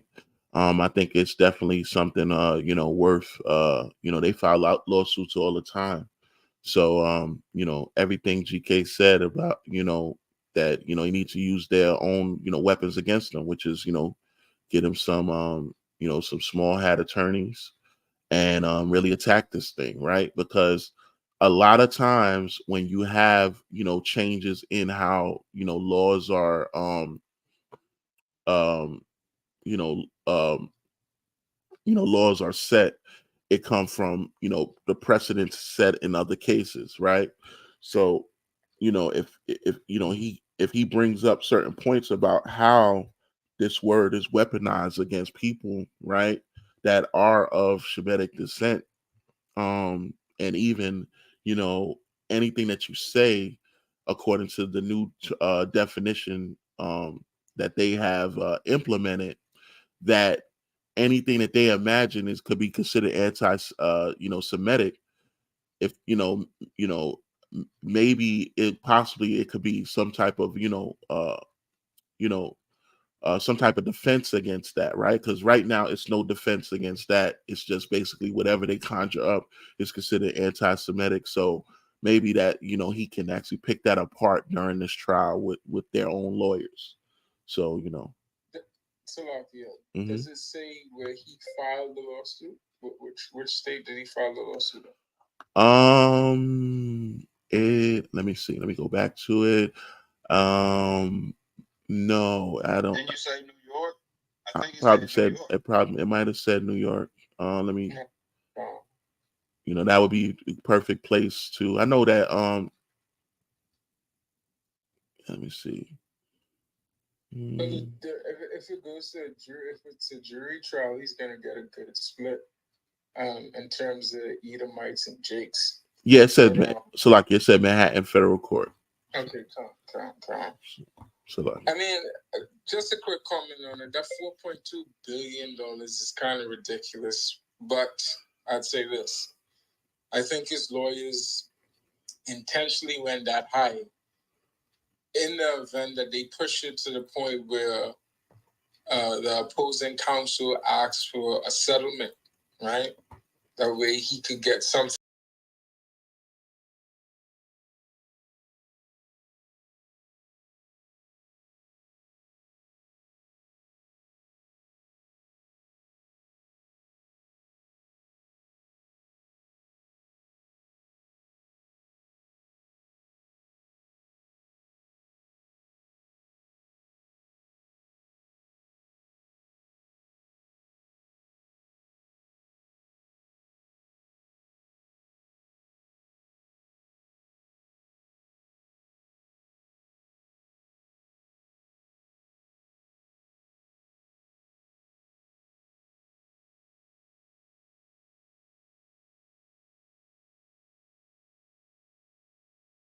That I think they have ironclad, then those devils have that shit clamped down. I don't think no jury is gonna have them reverse that definition, but at least the Farrakhan could poke some holes in their armor as it relates to how they use it, but not the definition itself. But yeah, definitely a good article. I wish your brother nothing but the best.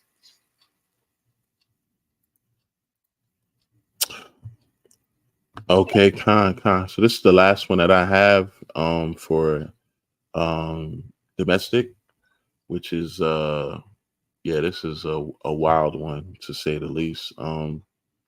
You know, it's our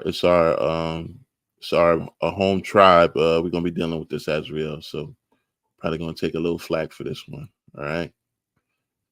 So it says here, a naval officer traveled to Jamaica seeking gunmen in murder for hire plot of romantic rival infant daughter. It says naval officer allegedly traveled to Jamaica seeking um Salakia. It says prosecutors allege Leota Bradshaw hired two men to kill Tasha Patterson and her infant child Soraya Powell in a fit of jealous rage. Um, it says Leota Bradshaw, a U.S. Navy petty officer and culinary specialist, is in custody in Jamaica.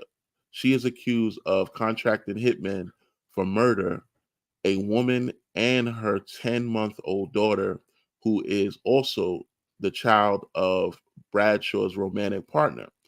It says Jamaican authorities allege that Bradshaw, during her assignment in Miami, contracted two hitmen to kill uh, Tashna, I took Tashna Patterson and Patterson's infant daughter, uh, Soraya Powell.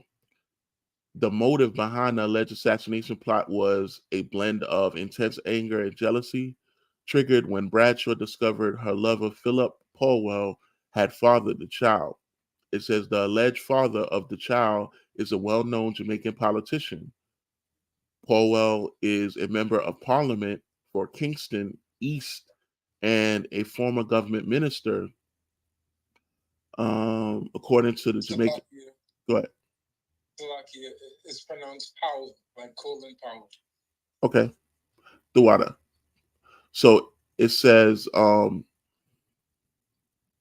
Paul it's like if both were brutally murdered and their bodies disposed of Kingston Deputy Commissioner of Police Fitz Bailey said at a press conference last week, it is one of the most painful investigations for the team since recent times. The father also reportedly shares an 8-year-old child with the defendant, according to task and purpose. It says law enforcement officers. It's like law enforcement said Bradshaw conspired with her 30-year-old cousin Roland Balfour to hire two hitmen who reportedly kidnapped and murdered the mother and daughter before burning their bodies. Bradshaw allegedly paid the men to kidnap and kill the victims, paying about 640 up front and a little over 2,500 after the killings, according to what little over $3,100. Crazy. It says according to task and purpose. It says Balfour, Roshan Miller, and Richard Brown were charged alongside Bradshaw Friday. It says according to a courtroom report by the Jamaican Observer, Bradshaw discovered the existence of the child September 5th, 2023. She then reportedly confronted Patterson on Facebook and demanded that the child take a DNA test to determine the paternity, according to prosecutors. Patterson then, blocked Bradshaw on social media platform. The mother and child went missing on September 9th, according to the task and purpose. Bradshaw was arrested on October 5th and was charged on October 13th in relation to the abduction and murders. The past few weeks have been extremely difficult for me, as I grappled with the abduction of my daughter and her mother. Um, Powell, Powell said in an Instagram post that anyone could murder a mother and an innocent baby is unimaginable, and my heart is heavy with sadness. The parliamentarian has not disclosed any facts about the woman allegedly responsible for the two deaths. She reportedly considered Powell her spouse. Bradshaw faces 2 counts of conspiracy to murder, 2 counts of conspiracy to kidnapping, and 2 counts of kidnapping and 2 counts of murder. So yeah, man, crazy story.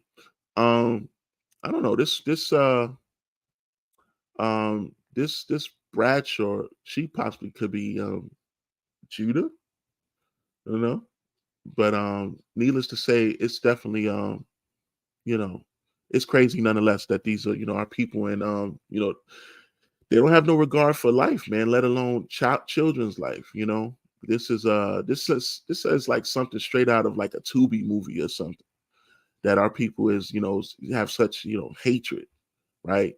The what they say, hell hath no fury than a woman scorn. So yeah, definitely a crazy story in this time, and our people, it's just, wickedness on the earth like never before. And this person was in the damn, military, right? This is someone that go show you where these people mind is at, right? Someone that is supposed to like have, their life all in in order, so to speak. This is, upscaling. They use our military veterans and stuff, or people in the military as upstanding citizens, right? And the fact that she went to Jamaica to pay some hitmen to and they they killed the little girl and a mother. Madness. But y'all brothers got it. If y'all had anything you want to add, if not, we could transition to international.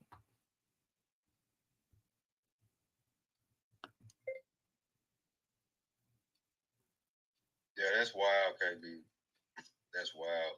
Somebody that has her life together is so upset that she goes to hire somebody to cross some waters to murder them.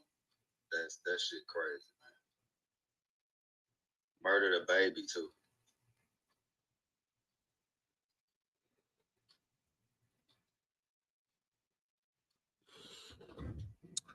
All right. If it's nothing else, we could kick off international. I know we got a lot of international to deal with. So what y'all got? Who wants to bring? Who wants to kick it off?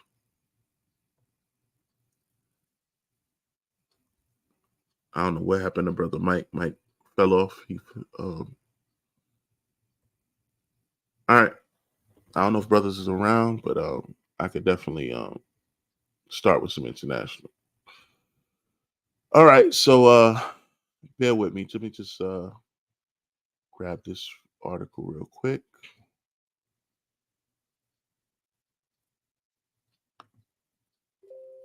His brother's there. Brother's alive. Pretty good. Yeah, I'm still here. I haven't pulled anything yet. Okay. I'm trying to find something. Okay, you good, King. Take your time. All right.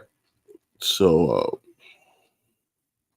let's deal with this one, right? So, of course, we've been talking about everything that's happening in Israel, right? A lot of developments. So let me just bring this out real quick.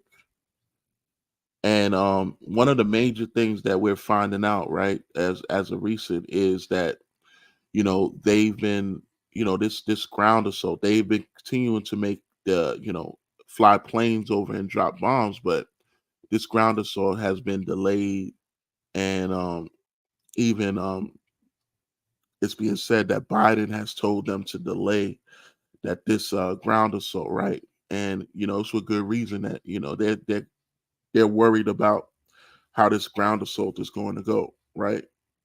Let me make sure that I'm pinning these articles in the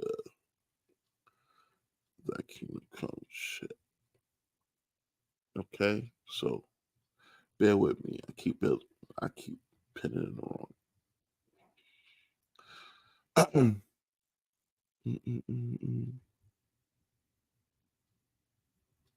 Okay. Right. Make sure that I'm sharing my screen on the YouTube.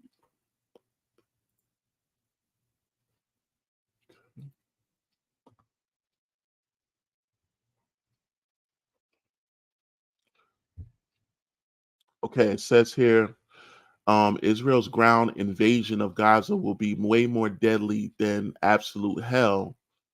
U.S. Marines experienced Fallujah. Iraq geopolitical experts say. It says Israel's anticipated ground invasion of Gaza will be far more destructive and difficult than the absolute hell that the U.S. Marines experienced in Fallujah in Iraq. A geopolitical expert said. It says, I see this as just absolute hell and magnified by many times. Journalist and author Robert D. Kaplan, who embedded with Marines in Fallujah in April of 2004, told a podcast, Hub Dialogue. It says, um, based on what I experienced in Fallujah, that is that because you're dealing with and hard and hardened, as we know, well trained and disciplined adversaries. This can't be anything but a mess. Kaplan was discussing what became known as the First Battle of Fallujah, codenamed Operation Vigilant Resolve, an assault on a central Iraqi city and a hotbed of insurgency, launched following the death and mutilation of 4 U.S. contractors before their burned corpses were hung over a bridge crossing. The event, broadcast globally, caused great anger in the U.S. troops of the 1st Marine Division attempt to capture the city. After 3 weeks of fighting, 27 U.S. servicemen lay dead, and an estimated 600 Iraqi civilians and 200 insurgents were killed. Kaplan noted that any ground invasion of Gaza will also likely be likely to result in huge civilian casualties. Gaza is one of the most densely populated places in the world, with over 2 million people living in a strip spanning 140 square miles. Keep in mind that Fallujah at the same time was far less densely populated than Gaza is now and has no underground tunnels or anything like that. It's worth noting, like apartment, it's like it was nothing. So like apartment houses right next to each other, which you have in Gaza City. I don't see how it can be done. He said the Marines adversaries in Fallujah were more familiar with urban terrain, and fire would often come from multiple directions. While the Marines uh, only targeted young men with guns in Fallujah, there was no way to avoid hitting civilians, which will likely be the same in Gaza. Hamas has the added advantage of well-developed tunnel network under the strip, which they use to smuggle weapons and move around undetected. He said that his experience in Fallujah was one of absolute hell, despite being on paper far less daunting um, than what Israelis face. So it says here, I don't want to read too much more of this. It says, Salakia, um,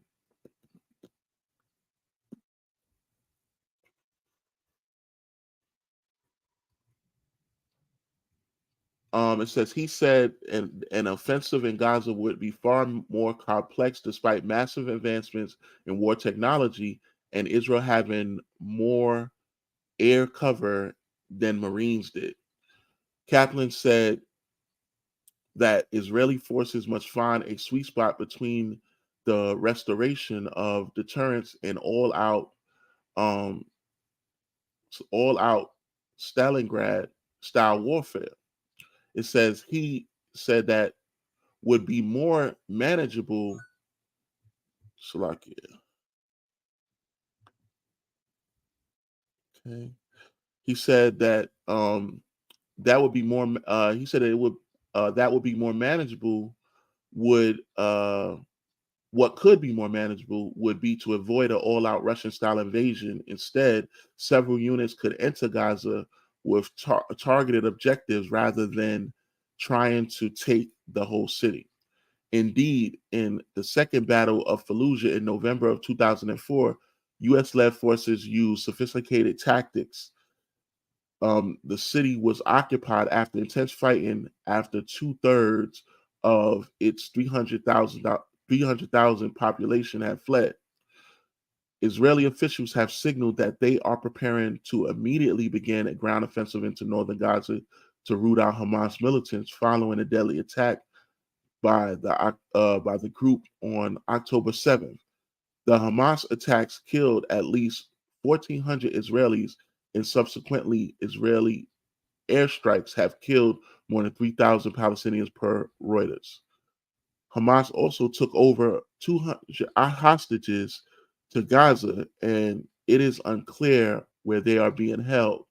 Residents of northern Gaza have been fleeing south after Israel Defense Forces have gave an evacuation order, resulting in 1 million people being internally displaced. It says Israel has called up 360,000 reservists following the Hamas attacks, and of Slovakia and of physicals have indicated that the offensive will begin soon and will be long and intense. Right, so that's the end of the article there. But as you see, you know, even their, war experts that have, been in Iraq as well as Afghanistan is saying that this is not going to be easy, and it shouldn't be easy, right? You know, they used to call like Fallujah. A lot of veterans. I actually used to work with somebody that was, you know, um, you know, when it's that was part of the Iraqi war as well as Afghanistan, and they used to, be like it's almost like the way the city is kind of like a honeycomb. The way it was like a hotbed that you get fire from, get fired upon from any area, right? And that's for those that even face combat, right? Um, so this is you got, of course, Hamas, you got, Hezbollah, and we went over the other day of just how these guys, while they're not the most equipped, that they these guys are ready to die for it, right? These are hardened soldiers that's willing to sacrifice themselves. And when you kind of got that in any type of training, whether it's law enforcement or military, you gotta think, these people are willing to put it all on the line. And you gotta kind of have a type of regard. A lot of these soldiers, man, they ain't on it like that. We see how the morale for the United States military is, as the reason why their numbers is so low. So you got to imagine that, going into this, how are they going to fare going into this, and so as the Israeli military, they're trained. They're like a small miniature version of the United States military, right? So they're not gonna fare well in this. So they're gonna need the help of the United States. That's why the United States have troops on the they sent troops over there, which also Germany sent troops over there. This could end up bringing in a lot more of these nations, with this, and not to mention we didn't even talk about China sending their ships over there. So, but brothers got anything they want to add? Feel free before we move on to the next. Hey, Shalom, Elder Torah, what's going on, King? Shalom. Yeah, ground invasions can definitely be the most severe. That's why they're taking so much time. They really want to bomb them out. They surrender. They don't want the ground. The ground thing is, I think people learned from Vietnam way back then, really how deadly warfare can be when you're going in the unknown areas or going into somebody's house. And you from Vietnam to now, you could just imagine how the weapons have improved, the booby traps and them type of stuff. So it's a deadly war. They know that. These people, like you say, Hamas, they're fighting for a belief as opposed to, America and Israel, which is just fighting to keep a lifestyle going. It's a difference. They believe in their Muslim religion. They believe that they're fighting the infidel. They believe that this is a war for justice. Even though we know that the Most High has sent them a strong delusion, they will believe a lie. They do believe it. So, yeah, it's going to be a difficult battle. And also, they are trained to a certain extent, because you got to remember, even if you look at Afghanistan and Biden, the whole American thing with Afghanistan, which they trained certain rebels to go up against the government. Once they trained those rebels to go up against the Taliban, those rebels pushed America out of there. But they was trained by America. That's what America does. That's what Israel and all of them do. They train coups to rise up against the government. And so they train. So I'm pretty sure they pass that knowledge around to, the different Muslims religion. And, they left about $2.5 billion worth of weapons in Afghanistan, which I'm pretty sure was passed around among each other. So it's going to be interesting. Khan, yeah, I agree with that. I think that the ground game is going to show just what Hamas can do. Like, for them to actually go into Israel the way they did, snatch people, kill people, and do the things they did, they had to know, after all of these years of fighting with them, they had to know that there would be some type of retaliation. It's almost like they were trying to say, okay, I'm going to throw a rock, then I'm going to run over here, and then I want you to come over here where I'm at, and it's going to be too many of us for you to handle around this corner. You know what I'm saying? So when they go in, they're going to have to know the terrain. If they don't, then they pretty much screwed. It's like, going in somebody's house and the lights are off, and that person been walking around in their house for 30 years and know exactly where you at. You know what I'm saying? It's going to be crazy like that. Plus, once they start the ground game, you have to remember two Hezbollah in the north, the West Bank, crossing over from Syria. They gonna start their ground game too, because they mentioned that, I think, over the weekend or end of last week. If Israel does go in and with the ground troops, that they're going to also start their ground game and come on across, because they've been shooting over there, shooting tank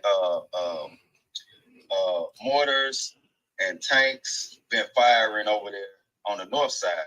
So they have to remember that as well. If most of your troops is going into Gaza, then who you got to protect you from the north? We'll see what's going on.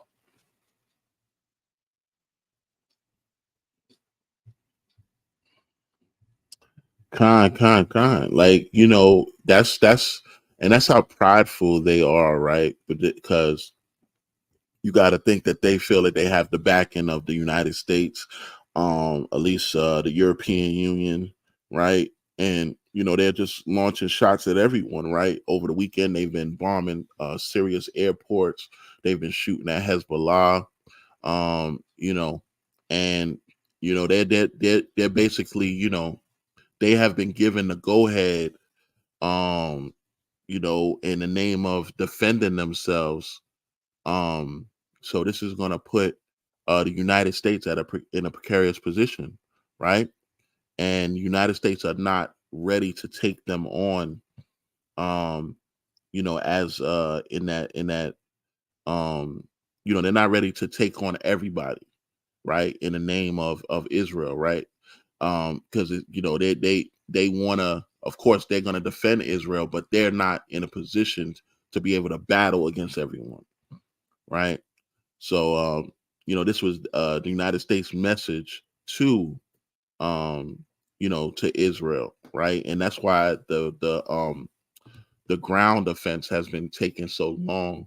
As to, remember, they was ready to do this last week, but they said they were going to wait until Biden's visit was over, right? And then they're still in the planning of it, and they have yet to do it. It's basically postponed until further notice, right? They're wanting to do this with the least casualties possible, and they don't know what they're expecting right now. And also, they're like, they're doing too much, right? They'll attack, they've been attacking, like I said, Syria's airports and all these things.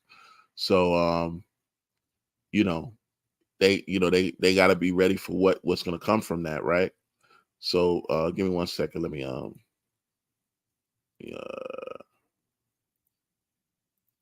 Hey, I wanted to mention this too, baby. The U.S. does a lot of winning from intelligence. So if you don't have a lot of intelligence and recon before you go in to do something, and the enemy don't know that it's a toss up. That's right. That's right. That's absolutely right. So let me grab this article real quick. It basically says the U.S. warning Israel against two-front war. It says the administration of the U.S. President Joe Biden is trying to dissuade Israel from a large-scale attack on Hezbollah, the Lebanon-based Islamic extremist group, fearing that it would throw the entire Middle East into turmoil. The New York Times reported on Friday, citing sources according to the U.S. and Israeli officials interviewed by the paper, Washington is concerned that if Israel were to launch a major attack on Hamas,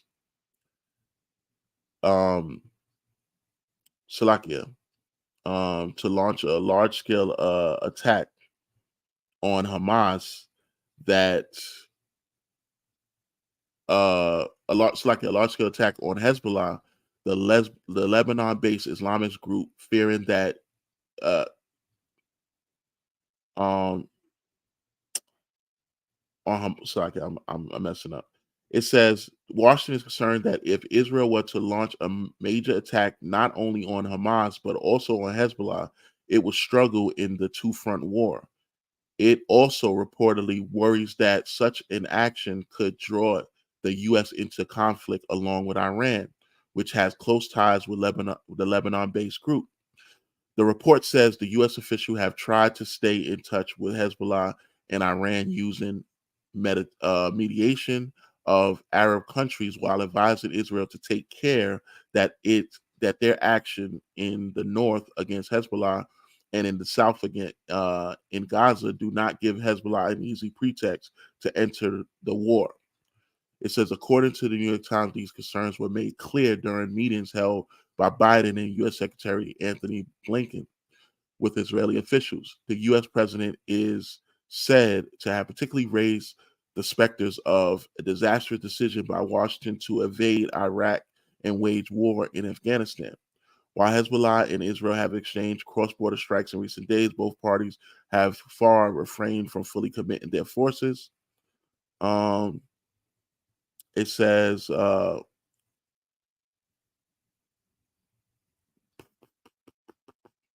it says, meanwhile, on Sunday, Hezbollah deputy leader Naim Qassem said that the war in the heart of the battle between Israel and Hamas, explaining that it is seeking to weaken Israeli enemy and let them know that we are ready for a possible major escalation.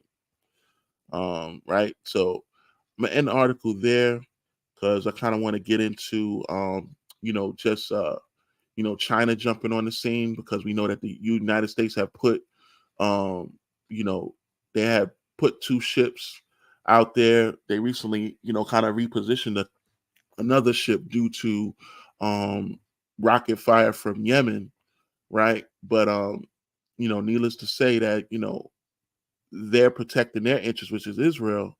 But there's other countries that have interests out there as well, mainly like Gaza and Hamas as well. So I don't know if brothers have anything they want to add before I get to bring out these other articles.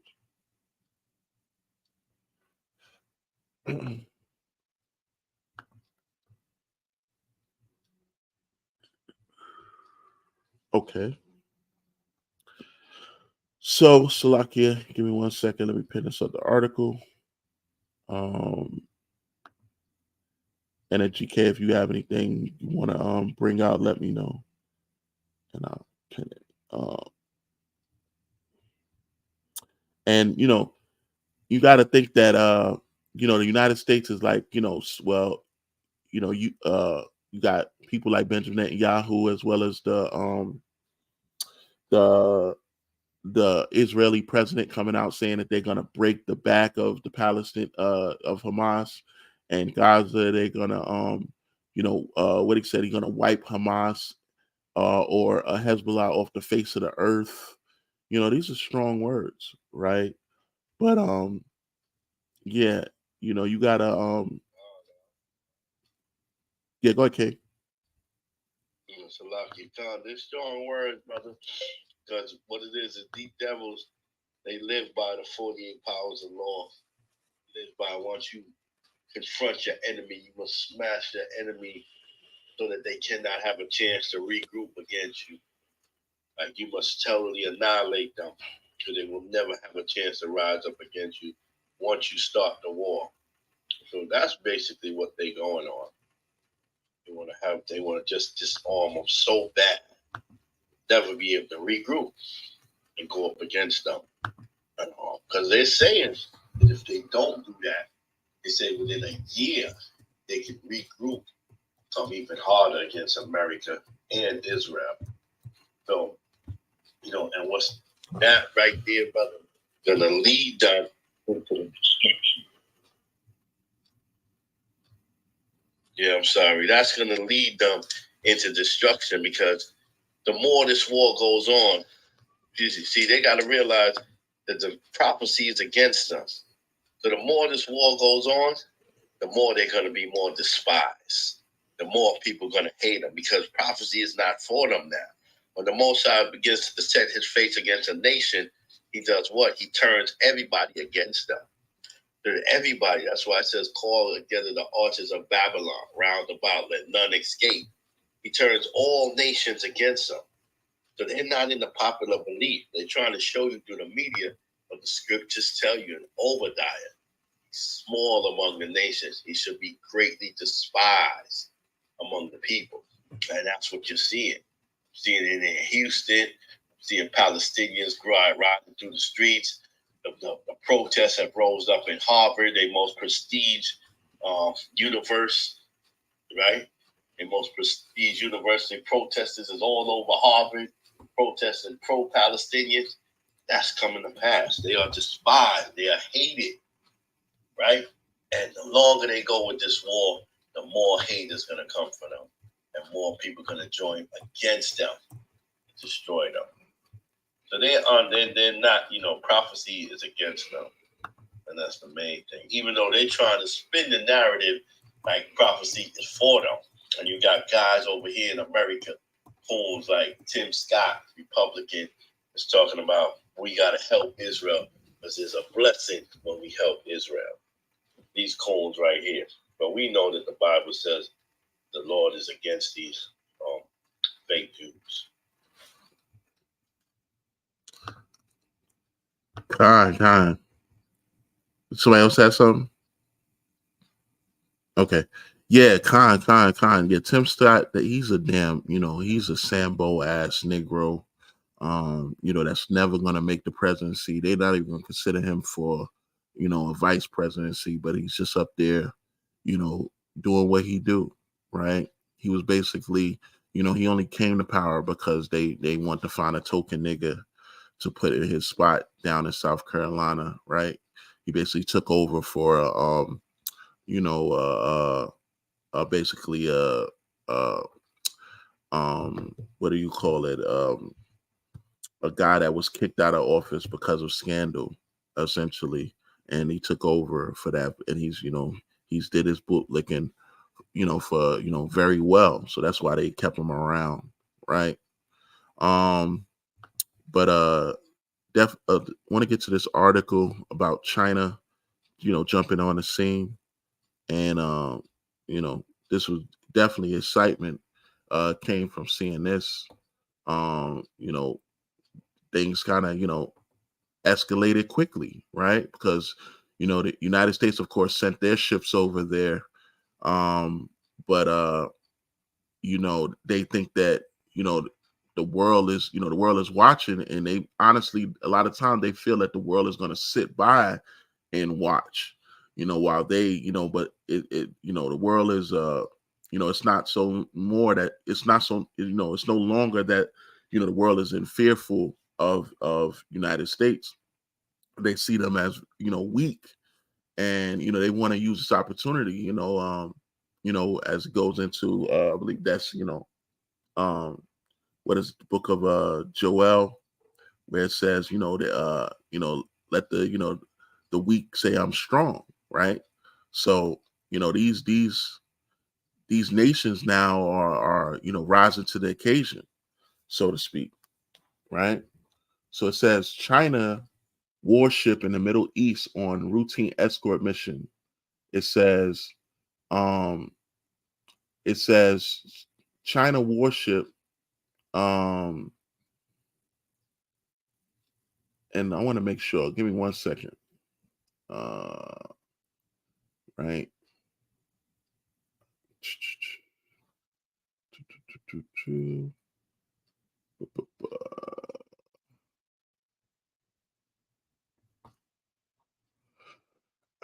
Bear with me.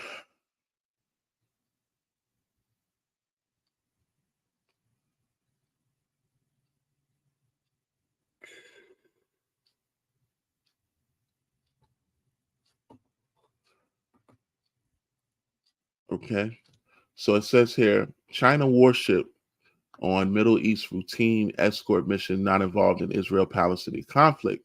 It says China's deployment of warships in the Middle East as part of the country's routine escort mission and friendly visits to the region, not an interference in the current Israel-Palestinian conflict. Chinese analysts said after some Western media outlets started hyping China's Navy deployment in the region. It says spokesperson from the Chinese embassy in the U.S. Liu Penghu, in a statement to Sputnik on Sunday, called for an end of the groundless hyping over the deployment of Chinese warships to the Middle East amid the Israel-Palestinian conflict.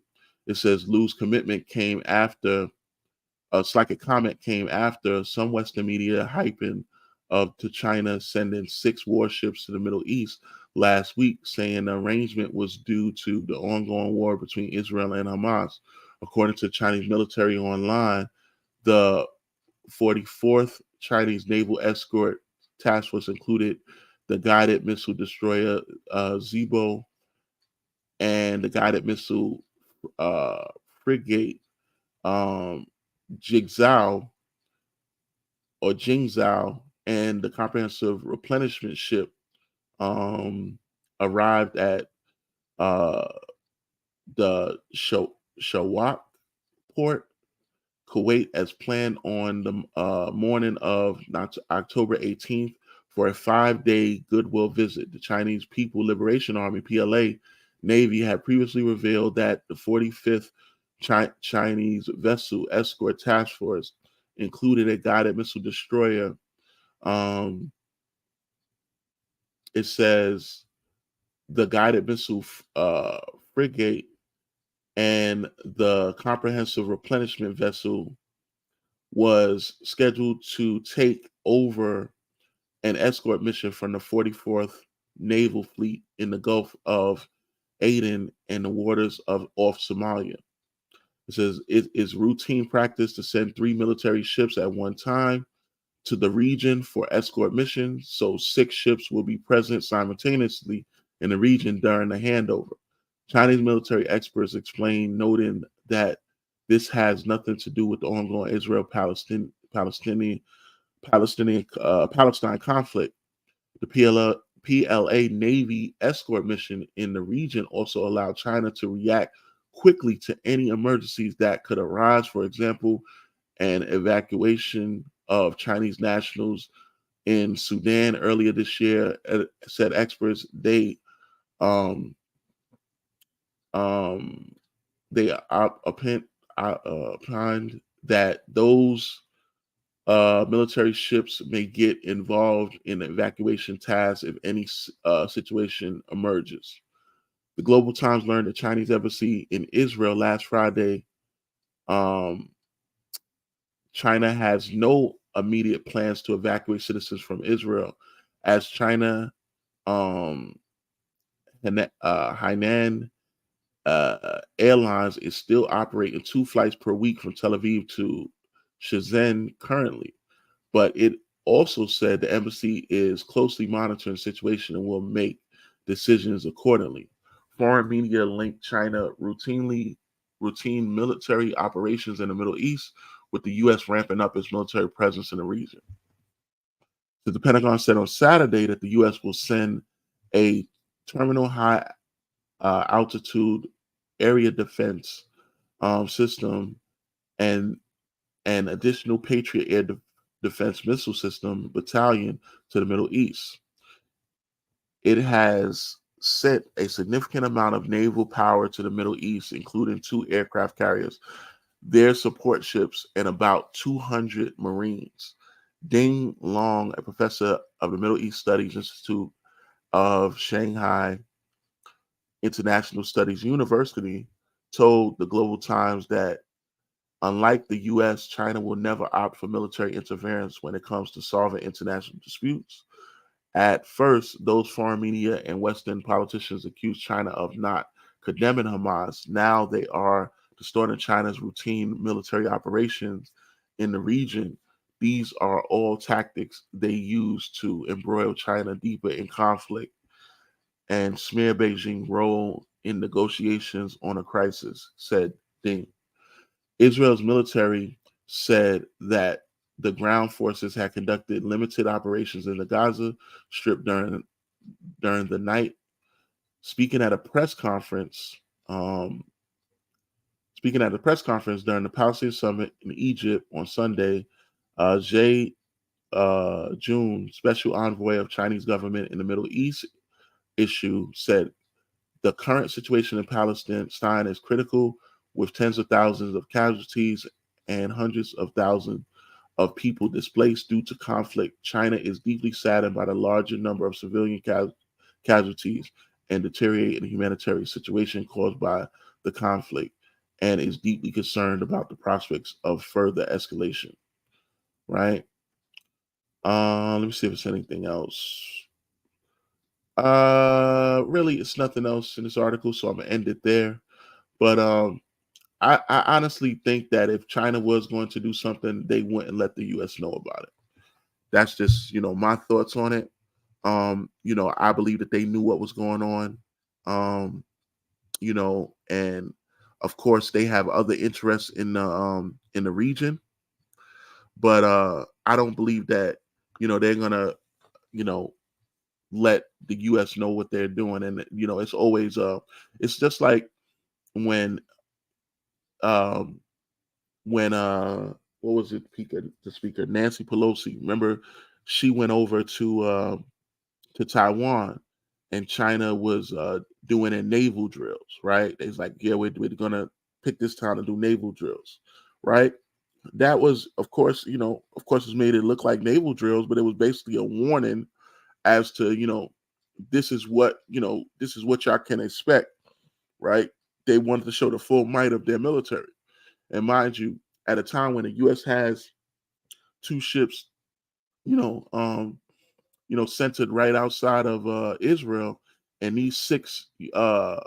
um, these six Chinese ships are cruising, through the Middle East. That's a show of force, right? They're mindful of what they're doing. Of course, it's like a ride by. You know, you want to let the ops know that, yeah, we got something for you, right? Especially dealing with everything that's going on with Taiwan right now. So I don't think it should be taken lightly. They still have interest there. They're watching it closely. They have come out to condemn the United States. The China President Xi have come out directly and criticized the United States for what they sending the ships over there. So I don't believe that this was nothing or made to look like, but China, Moab is like that. Moab is going to be coy with it. They're not going to be outright. So yeah, definitely want to bring this out. Things are heating up regardless, man. With all this traffic, something could, pop off at any moment. So, y'all brothers got it. If y'all got anything I want to add.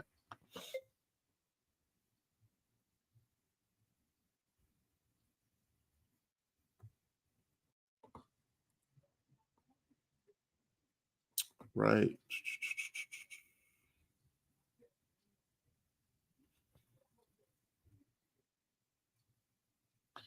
Yeah, Shalom, King Ben. That's serious. China now. Yeah, I heard that too. I was like, damn, man, this war is really escalating, man. Lord is everybody's is trying to creep in. Everybody's trying to creep in. And I'm not even hearing nothing about England, America. You know what I mean? I'm not hearing. All I'm hearing is America and Israel. I'm not hearing about France backing them up, Germany backing them up. I'm not even hearing about the UN. I'm just hearing America and Israel. You see? So prophecy is against them, man. That's why it's important, like the Bible said, for the man of sin to be revealed in this time. And we let the world know that these are not the real Jews. It's important for that to be brought out. There's a saying, they say, guard the truth during the time of war. That's serious.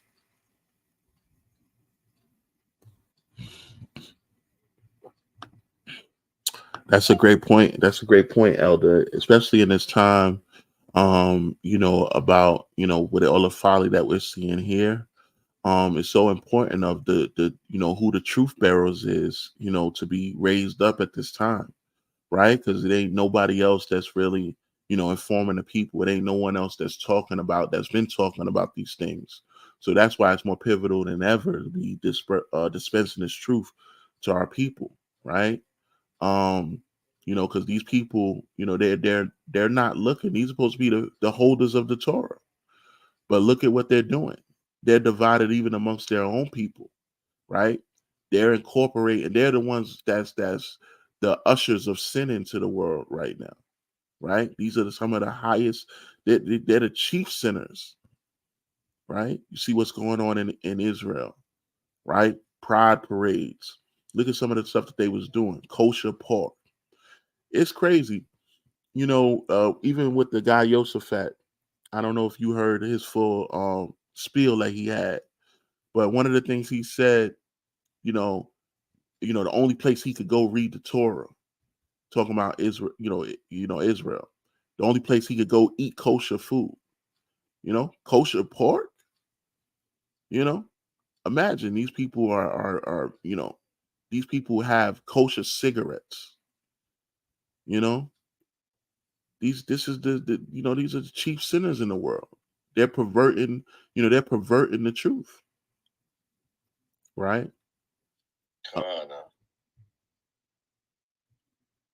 But I only got a few more for international dealing with it. Go ahead, Ken. King Man, real quick. What about Mayweather though, man? What's up with him supporting them, man? I mean, this is the thing, man. These guys got all this money. You know what I mean? He's supposed to know the oppression of his people. Why does he feel the need to support them?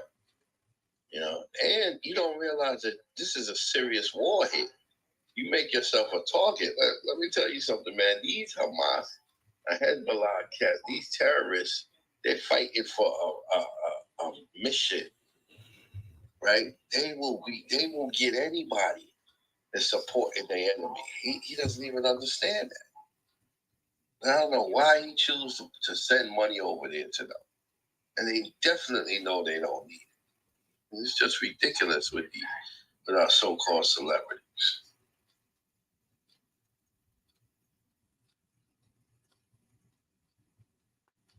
Yeah, a lot of our people is going to be, grabbed in by this. Um, our people is very, very foolish when it comes to that. So I kind of, you got to kind of take when they come out and say something that's good, you give them, you give them the little credit for it. That it being I just, we just say chalk it up as the Most High, because a lot of these guys, they resort back to their, the ways of the oppressor, right? Especially if they find themselves in a good state, right? They think of themselves in I heard Floyd talk about, he has a lot of, even Farrakhan just said he got a lot of good Jewish friends and stuff like that in this place. These are people that, they're not friends of our people, right? These people, we're exactly the opposite. We stand adverse to one another. So we can't be friendly, right? We I remember when I used to um I used to be in New York, and I was worked for this organization called the Young Women Jewish Association. It's basically like their version of the YMCA. And when I used to go there, they used to introduce me as like their this is our friend, this is our brother. He's also Jewish, and I said no, I'm a Jew. I'm an Israelite, and you know they want us to be to coexist as friends, but we can't. I can't be sympathetic to their plight and thus think that I've been wronged, right? How can I be sympathetic to someone that has basically victimized me? So that's who they are, and that's what happens when our celebrities try to take positions to support these people. You're basically supporting someone that that is basically in odds against you. But our people is our people is destroyed for their lack of knowledge, right? But this next article, go ahead, Ken. Yeah, go ahead. I wanted to jump in there and say that, I like Floyd, but Floyd is a business coon, right? What I mean by that, just like the Marty Stoudemire tried to jump ahead of this thing and, just ramble that sentence, that statement saying that, if you sitting down waiting to find out more about what's going on between Israel and Palestine, then fuck you, right? So to speak. And not in those exact words, but that's how he kind of leave it up. Like you're not with Israel 100%, and you kind of on the sidelines, and fuck you. That was a business move because he was already caught up and inside Jewish journalism, talking about his exploits on that room that we had on Clubhouse, right? So these niggas are just opportunistic. Floyd Mayweather is the same. It's the same thing. He jumped ahead, and like Elder Terra said, they don't need it. The U.S. is about to give them millions, if not billions of dollars. Britain is about to do the same thing. England, the money that they had earmarked for Ukraine is going to go to them, so they don't need your little measly jet with your aid or whatever. I was just pondering because keep in mind, Drake was already called out for not saying anything, right? DJ Khaled was called out for not saying anything, and numerous other so-called celebrities, right? So these niggas just got ahead of that trend, knowing that they have business dealings with these people. So they made their statement public, as opposed to, calling somebody on the phone or a Jewish person on the phone and saying, I'm sorry about what's going on, X, Y, and Z. They just made the shit public because Floyd is flashy, and that's just how he does shit. But most of our people are business coons. If they feel like something is going to affect their business or their bread, they're going to get out ahead of it. And what I saw with Amari Stoudemire speaks volumes in the same way with Floyd Mayweather. And I won't be surprised if I see other people trying to bandwagon in the weeks and months to come as this thing stretches on. Right?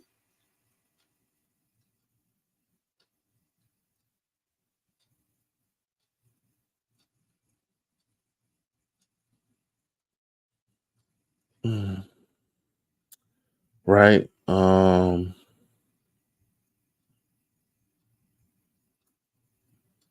right, Salakia, y'all. All right, Salakia. Give me 1 second. I'm actually going to this next article. Okay. So this is essentially what we've been talking about. This type of this is what the United States do. They've been supportive of Israel and them grabbing this land, going into this land, and thus grabbing this land, right? And now they want to basically reestablish who they want to be leader over the Palestinian people, so that that they can kind of bend to their will. And that's essentially what the United States does in all land, right? Let's get into the article. It says US and Israel, and you got to imagine the pride of this, right? That these two are basically deciding on it, and this is what they do, decide of who they want running the world right after them, because they want to essentially be in charge and have the will to do whatever whenever they want. But then of all the other countries, they want to decide who is leading these countries, right? And they do it in the name of democracy, right? And liberating. That's something that I think El Torah brought up the other day about the white man, Edom, feels that they have to civilize the world, that they are the savages of the world, but they go throughout the world saying that we have to civilize the world, right? This is something that they said, right? And this goes way back to biblical prophecy, right? When the world was handed out. I think the Bible where it talks about Alexander gave it out to his you know his descendants and stuff, and they divided it up.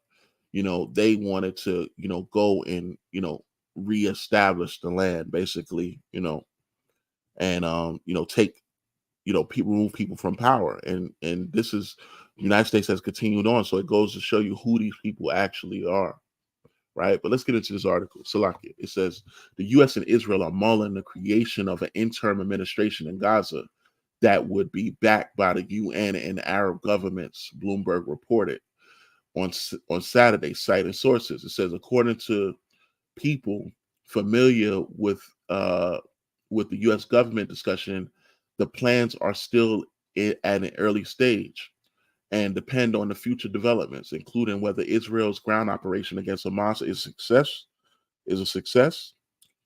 The idea, which would effectively see Palestinian armed group removed from power, would also require participation of regional Arab states, which could be tricky to secure. It says, commenting on the potential of getting Arab nations on board, William Usher, a former senior Middle East analyst at the CIA, told Bloomberg that it will require a major shift in how Arab states accept risk and work with one another, as well as leap of trust by Israel at the time when this commodity is in short supply. After Hamas launched a surprise attack on October 7th, leaving thousands dead and injured, Israeli Prime Minister Benjamin Netanyahu vowed to crush and destroy the Palestinian group. It says, on Friday, Israeli Defense Minister Yoav Gallant outlined 3 phases of war with Hamas. The first would involve aerial bombardment and ground operations, followed by lower intensity fighting to eliminate pockets of resistance in Gaza. The final stage will require removal of Israel's responsibility for life in Gaza Strip and establish a new security reality, he said. Imagine that. It says at the same time, Israeli opposition leader Yair Lapid suggested on Thursday that the best solution for Gaza after the conflict is over would be to return it to the control of the West Bank Palestinian Authority, which was ousted by Hamas from the enclave in 2007. Meanwhile, Bloomberg reported on Friday that the U.S. and some of its European allies are pushing Israel to postpone its ground operation to win more time to secure the release of hostages by Hamas, which has captured 200 people since the violence began. The same day, U.S. officials confirmed that the group had set free 2 American hostages. Washington has also reportedly exerted an unprecedented influence over the plan for the ground operation, fearing that an all-out attack on Gaza may trigger a broader conflict. Drawing in Hezbollah, a Lebanon-based Islamic military group with close ties to Iran, right? And I even seen a report over the weekend that, that Hamas has said they even want to release those that are, not Israelis, right? So people from any other nation, nationals, they're really cool with releasing, right? And somebody said something, right? If it's a war, right, and you're embedded in a war, why is when Israelis take Hamas or Palestinians into custody, which we have seen few, right? We've seen them just killing and pissing on. We've seen the most inhumane thing as it relates to war, right, being done, right? I haven't seen too many of them. I've seen a lot of them lined up with bags over their head and stripped and shot, right? But why is it called hostages only on the Israeli side? I mean, on the Palestinian side. Why is it prisoners of war on the Israeli side, but on the Hamas side it's hostages? I don't. Somebody asked that, but yeah, you know, they. I. This is what Edom does. Edom wants to take power, and then they want to dispense it to their own benefit, right? That famous phrase that they keep being said is the way that they reward countries is by not punishing them, right? They, just like Ukraine, they want to implant, they want to disrupt, coax them into some type of influence, right? And remove their government and set up a government for their own bidding, right? When they can't do that, they want to ostracize you, right, and sanction you and turn the world against you, right? Essentially, what they're doing with Russia right now, what they're doing with Iran, what they're doing with North Korea, and so on and so forth. But y'all brothers got it. If y'all got anything y'all want to add, feel free.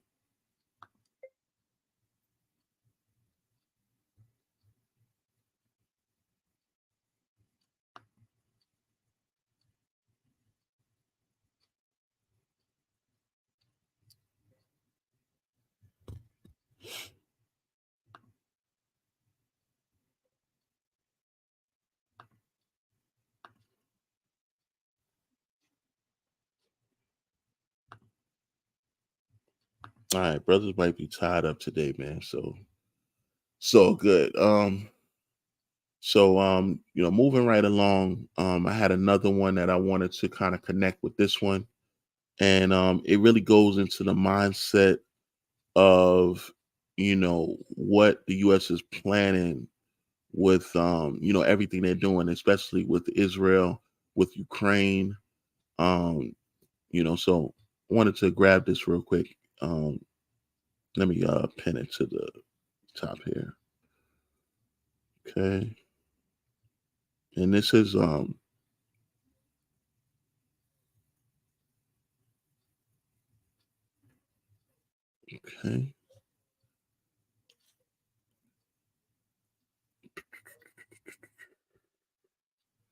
Also gonna pin it into the chat here. Bear with me. Okay. And I actually we don't even understand the time we're living in, man. The prophets desire to see these days. You know what I mean? Of what's happening, and what's about to happen. Destruction of our enemies and how it's unfolding as we can watch and speak about it. This is just something that we got to consider. It's a beautiful time, man. Scriptures clearly tell us in Matthew 24, Yahweh Shai said, "Be not shaken when you see these things, wars and rumors of wars. Be not shaken, man, because this must be fulfilled. This must happen." You got to realize that, man. Kind, King. That's great point. That the prophet said, they dreamed of these times that we're in, and even when you go into I told about it earlier, second Esdras, where it said measure the time diligently, so that we actually know from what's happening the times that we're in, right? Ezra himself, he said, "Woe is me, what shall I do in those days?" Right? And these are the days that are basically, are upon the earth right now. We're in that future time, right? Where, these things are being was explained to our ancestors, and they couldn't even imagine, right? Because the way they're being, played out before us, we can see it in real time. But at the time, they were just trying to figure it to you know, they was just trying to figure it to, kind of like in a childlike manner, the way it was explained to them, because they couldn't, see it for the way we're seeing it today. So that's an excellent point. But they said it's for many days. This is for many days. Daniel says, "Seal it up." Was for many days. So did Habakkuk say that, man. And like I say, to just imagine what we're witnessing, man. Bible said there should no more be said. The Lord took us out of Egypt. It should be said, the Lord delivers the children of Israel from the land of the north. So that's crazy right there, that after these times, nobody's even going to be really talking about Egypt. It's going to be a new day, man. So it's just momentum. That's just monumental as far as what we're seeing in these times. We can't we can't really, when you're in the moment, you just can't imagine what you're really witnessing. You know what I mean? We're here. God, and look how many people's flocking to that land of the north right now. With all, you have a stream of people that's influxing to that land of the north. So definitely prophetical times. So this next article, it says here, U.S. will build new world order. It says the current U.S. led world order has sort of run out of steam, but Washington will shape the system that replaces it. The U.S. President Joe Biden told reporters on Friday.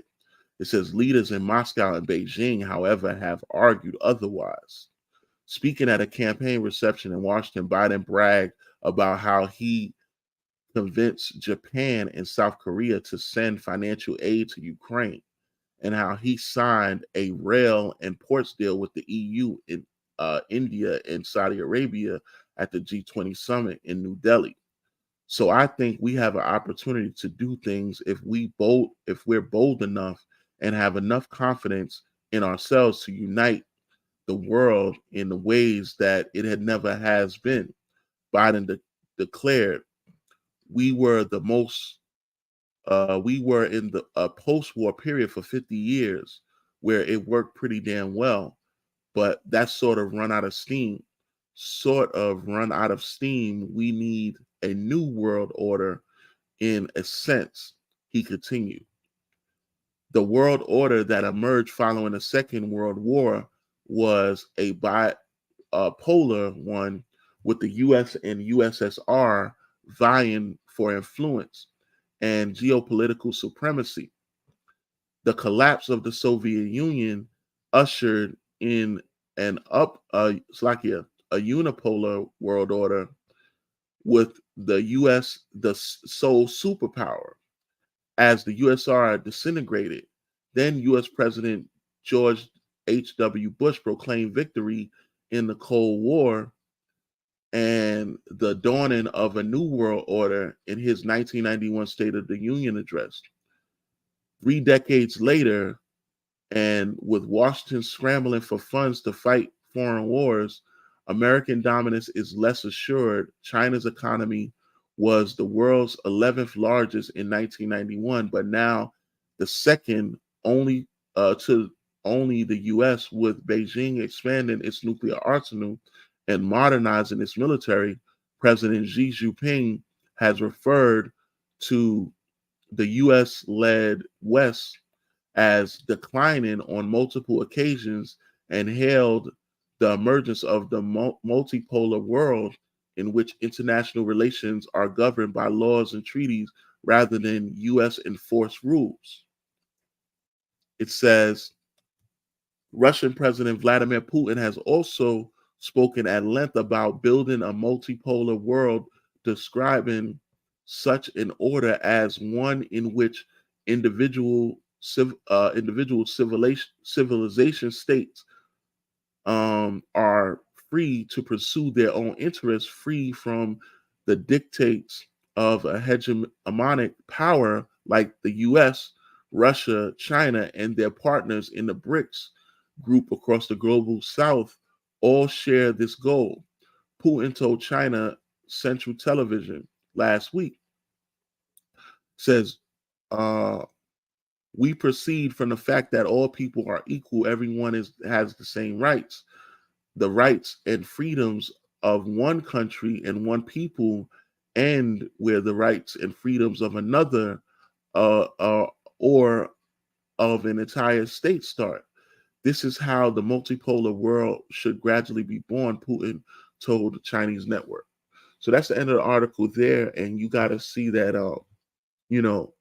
Biden is expecting to emerge from, what's happening now as, to, basically, reestablish themselves, right? Because they see, he's seeing that the declining of the United States with the emergence of China, with Russia, even other countries, right? Iran, even the South American countries getting from under the U.S. They want to keep dominance, right? But what and this is where I see, he's like a low man, and they have a little lack of understanding, right? The emergence from this world order is this world order that's in place now is the Israelites being back on top, right? That's what comes out of this next world war, right? After this next world war, right? We know that these other countries that are seeking to destroy the United States, they do have that right, that they're vying for the top, but the top is basically the Israelites being back in power. So that's where their train derails with their understanding, well, at least with his understanding. And you know that Biden is a low level when it comes into the food chain of you know Edom, right? But I think this is important, right? Because even as it says, in the Psalm 64, their tongue fall upon them, right? They're speaking to what they actually they want to do, and Edom is not, you know, Edom never ceases to reveal himself, right? He's very sly and he's very slick and he's a deceiver. But if you have understanding, you could see him exactly for who he is, right? That's a way about having true discernment and the spirit of the Most High on you, is that you can see this devil for exactly who he are, and he's spoken in plain bold words there. But if y'all brothers got anything y'all want to add, feel free. I got actually one more that I wanted to bring out.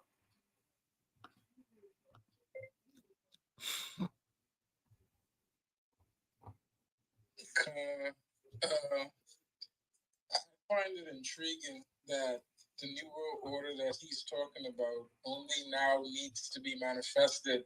That China is now second runner up and was in 11th place in 1991. So as the US and the West starts to weaken after all of their years of exploitation and oppression to all of the world, right? Caused the world to buckle its knees when they had power and they were fed, it wasn't a problem. But now all of a sudden, a new world order needs to happen, right? I find that very interesting, right? After they kind of forced the breakup of the USSR to maintain their dominance as the top Edomite nation in the world. Now, after they have the Rainbow Gang is taking over the army. Nobody respects them on the world stage. They're being laughed at by powers that they once looked at as weaker than them. Right? Collectively speaking, these powers, the enemies are surrounding them about, and now all of a sudden, we need a new world order, right?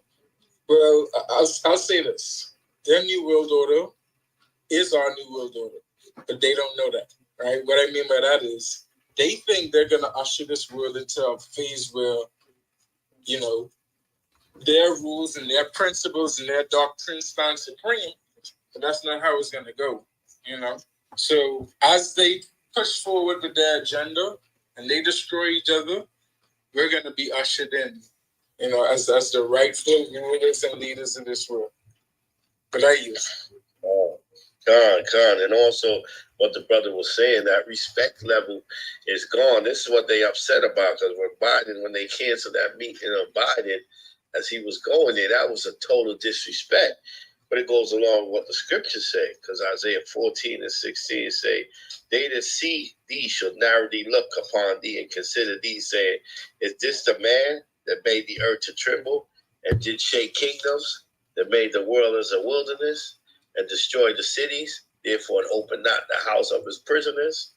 He doesn't open the house of us. We're the prisoners too. He refused to let us go, like the scriptures say. So they're looking at this man narrowly now. They're looking at him as a weak. Like, is this the man? Is this damn sodomite that controlled the world? Is he the one? The respect level now. They're not looking at America as that big bad army. They're looking at it like, we can deal with them. We can defeat them. That's why I said, let the weak say I'm strong. You see what I'm saying? So everything about him is being brought down. And that's the Most High taking off that image of him like he cannot be defeated and let the nations know that he can be defeated. It's just a matter of time before he falls, man. God. Is this your king? You know? That's what they saying right now, right? Seeing America is actually resembling the state that Biden is in, right? Every time you see Biden, the guy fell up the stairs this weekend, right? Yeah, it's a weekly occurrence of this guy falling up the stairs, right? I listen. I can understand stumbling down the stairs, but you got to be pretty damn feeble to fall up the stairs. Like it's just it's bad, right? But this is one and like I said, I believe that it's definitely a dark horse in this. I believe that they pulling like kind of like a rope a dope with the US with these with these Ammon and them conducting these drills, right? So it says US and Japan. It's like US, Japan, and South Korea hold first ever joint drills. It says the US, South Korea, and Japan have conducted their first ever joint aerial drills, the South Korean military announced on Sunday. The exercise took place off the Korean Peninsula and was aimed at honing in the three nations' capabilities to counter North Korea's purported nuclear and missile threat. South Korea's Air Force said in a statement that the drills involved at least one USB-52 uh, it's like a Stratofortress nuclear capable strategic bomber, as well as South Korean and Japanese fighter jets to escort it. It says the trilateral drills come as North Korea condemned the deployment of an American nuclear capable bomber in the South, which was stationed in the country earlier this week. The aircraft will become among its first targets for destruction should a full-blown conflict break out in the Korean Peninsula, Pyongyang warned. The United States will not be unaware of the fact that the Korean Peninsula is legally in a state of war and that strategic assets contributing to the enemy's territory will be the first targets for destruction, Pyongyang said in a statement carried by the state-run Korean Central News Agency. With its actions, Washington is effectively provoking a nuclear war, Pyongyang claimed. The U.S., for its part, claimed that the deployment of the nuclear-capable aircraft was designed to show Washington's commitment to the stability and security of the Indo-Pacific region, as well as bolstering ties with its regional allies. Back in August, U.S. President Joe Biden met with South Korean President Yoon Suk Yeol and Japanese Prime Minister um, Fumio Kishida at Camp David during the summit. Biden pledged to deepen military ties between the countries while the three leaders took jabs at Pyongyang and condemned the dangerous and aggressive behavior allegedly exhibited by China in the region. Three countries also committed to conducting military joint training exercise annually and establishing a mechanism for real-time data sharing on North Korea missile launches by the end of the year. So that's the end of the article there. But needless to say that, you could see that the United States is willing to pull, on the world into war on many fronts, right? They got they got it going on with China, they got it going on with Russia, they got it going on with Iran, they got it going on with North Korea. I mean, who is it that they don't have beef with right now, right? They, them and France totally united, several African nations against them, basically expelling all of the French along with the United States. So, Yeah, man, they got it. All these BRICS nations. Not to mention that reports came out this morning that Israel had quote unquote mistakenly, you know, targeted a Egyptian post, or and that's another front that they may be dealing with, right? They have ties have become really strained with Egypt, so much that they've even have you know levy sanctions or stop funding, not really sanctions, but stop funding Egypt due to them joining the BRICS. So they withheld funds from them. It's a lot. It's a lot happening, man. And the United States will find themselves, just in what prophecy forecast is that that war of all these nations, coming at them at one time. You can only block so much. So yeah, that's really it, man. Any brother have anything they want to add, feel free. Otherwise, we can close out. So like it, baby, I'm on the plantation, but I put a couple of them, two articles in the Dr. King phone chat. Could you bring those up? Con, let me check it out.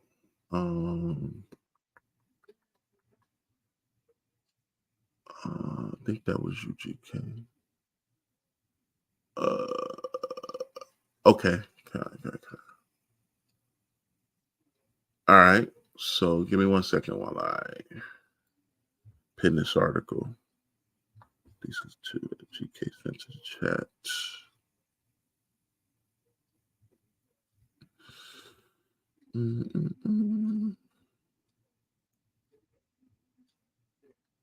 Okay.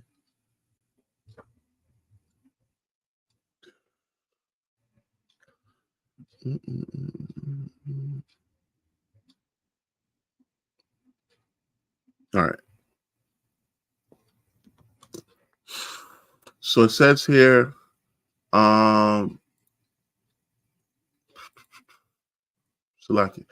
it says a price cap on Russian oil aims to starve Putin of cash, but it's largely been untested until now.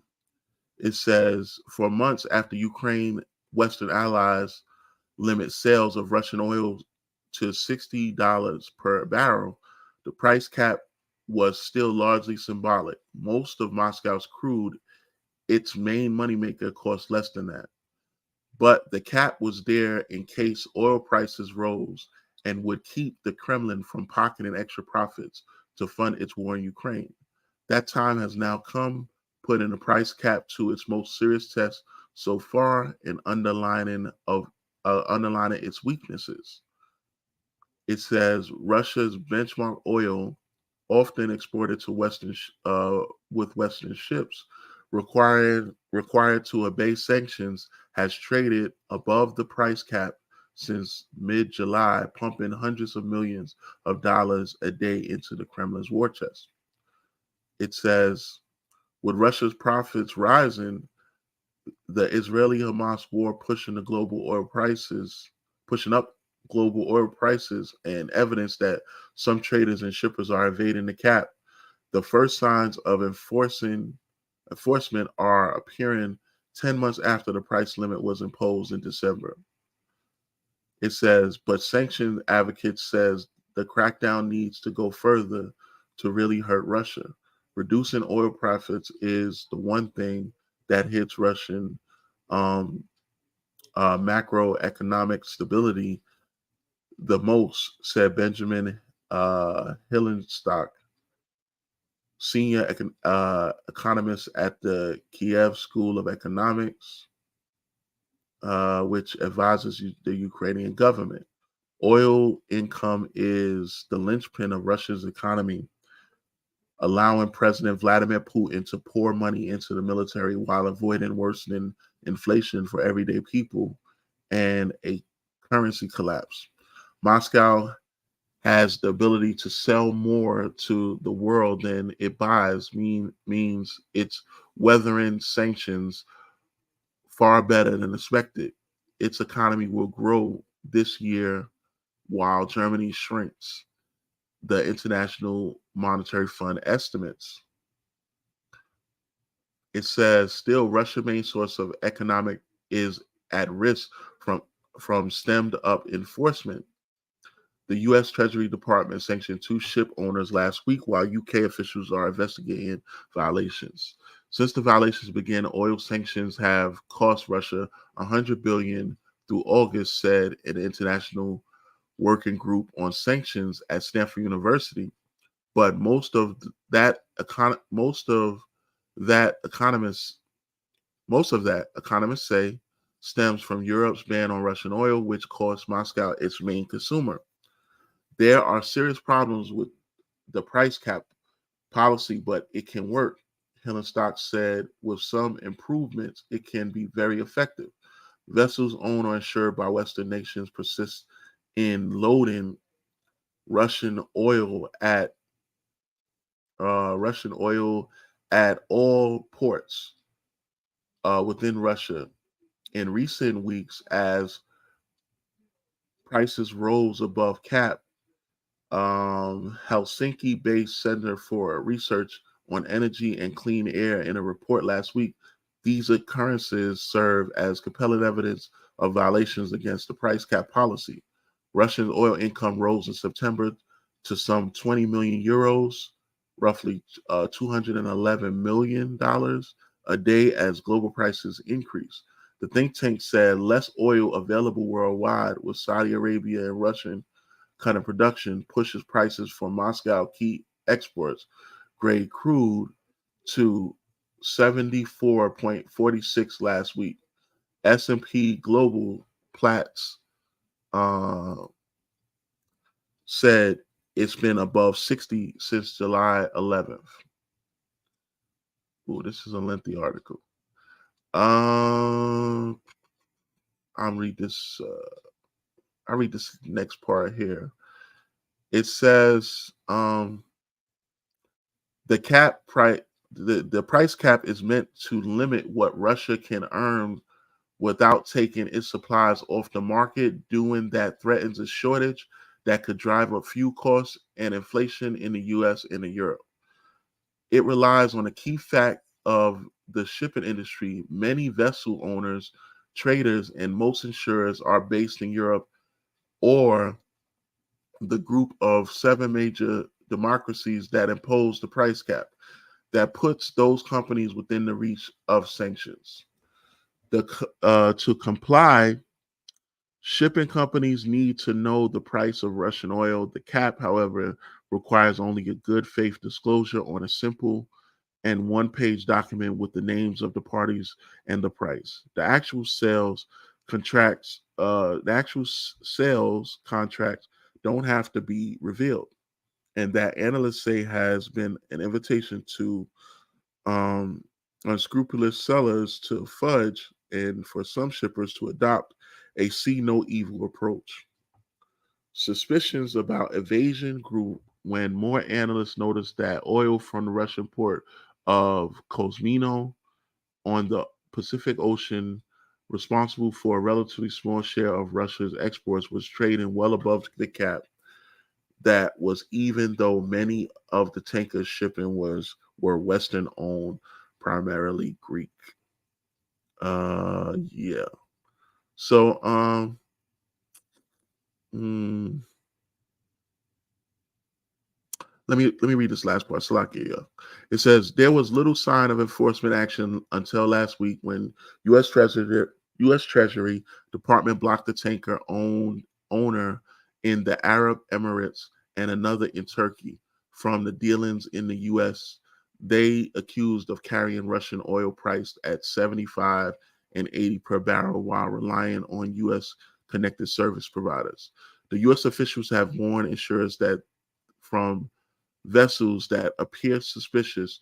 A senior Treasury official told reporters last week the department also issued recommendations to scrutinize transport costs and watch for red flags of evasion. The UK Treasury said it is actively undertaking a number of investigations into suspected breaches of the oil price cap. There's another opportunity to sidestep the cap.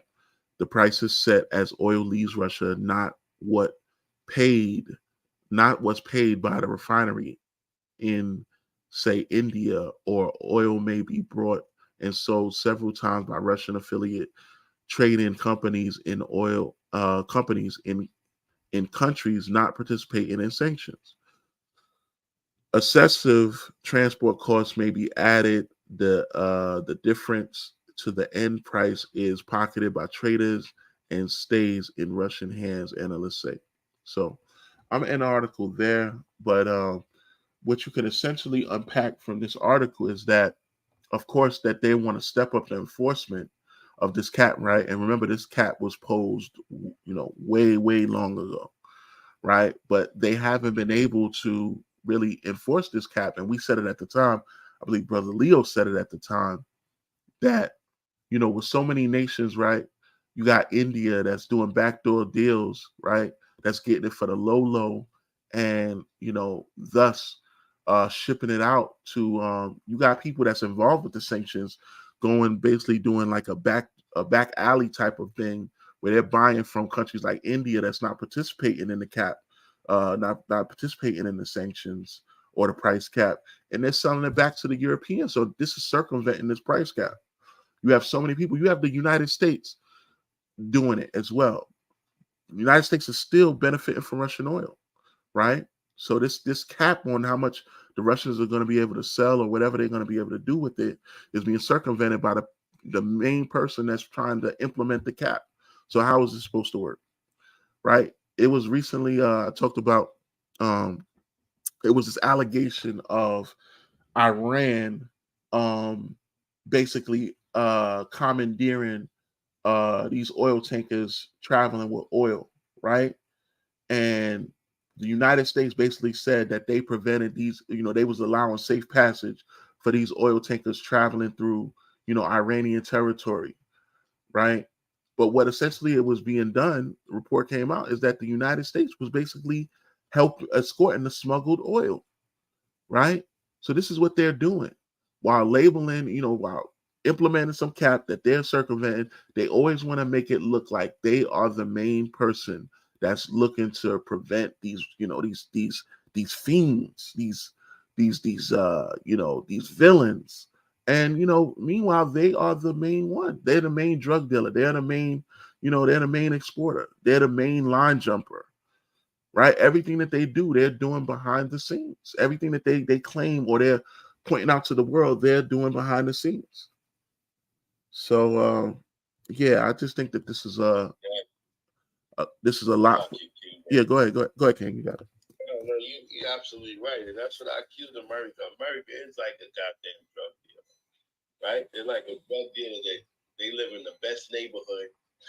They have the best neighborhood. Everything is safe in their neighborhood, but they go to everybody else's neighborhood and pollute it and sell drugs just so that they can have a good lifestyle. They can live in their neighborhood. Lucky.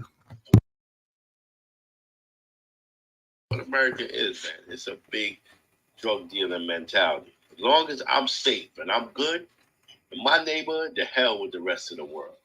I can pollute you, I can do whatever, as long as I'm safe and I'm comfortable. America is like a drug dealer.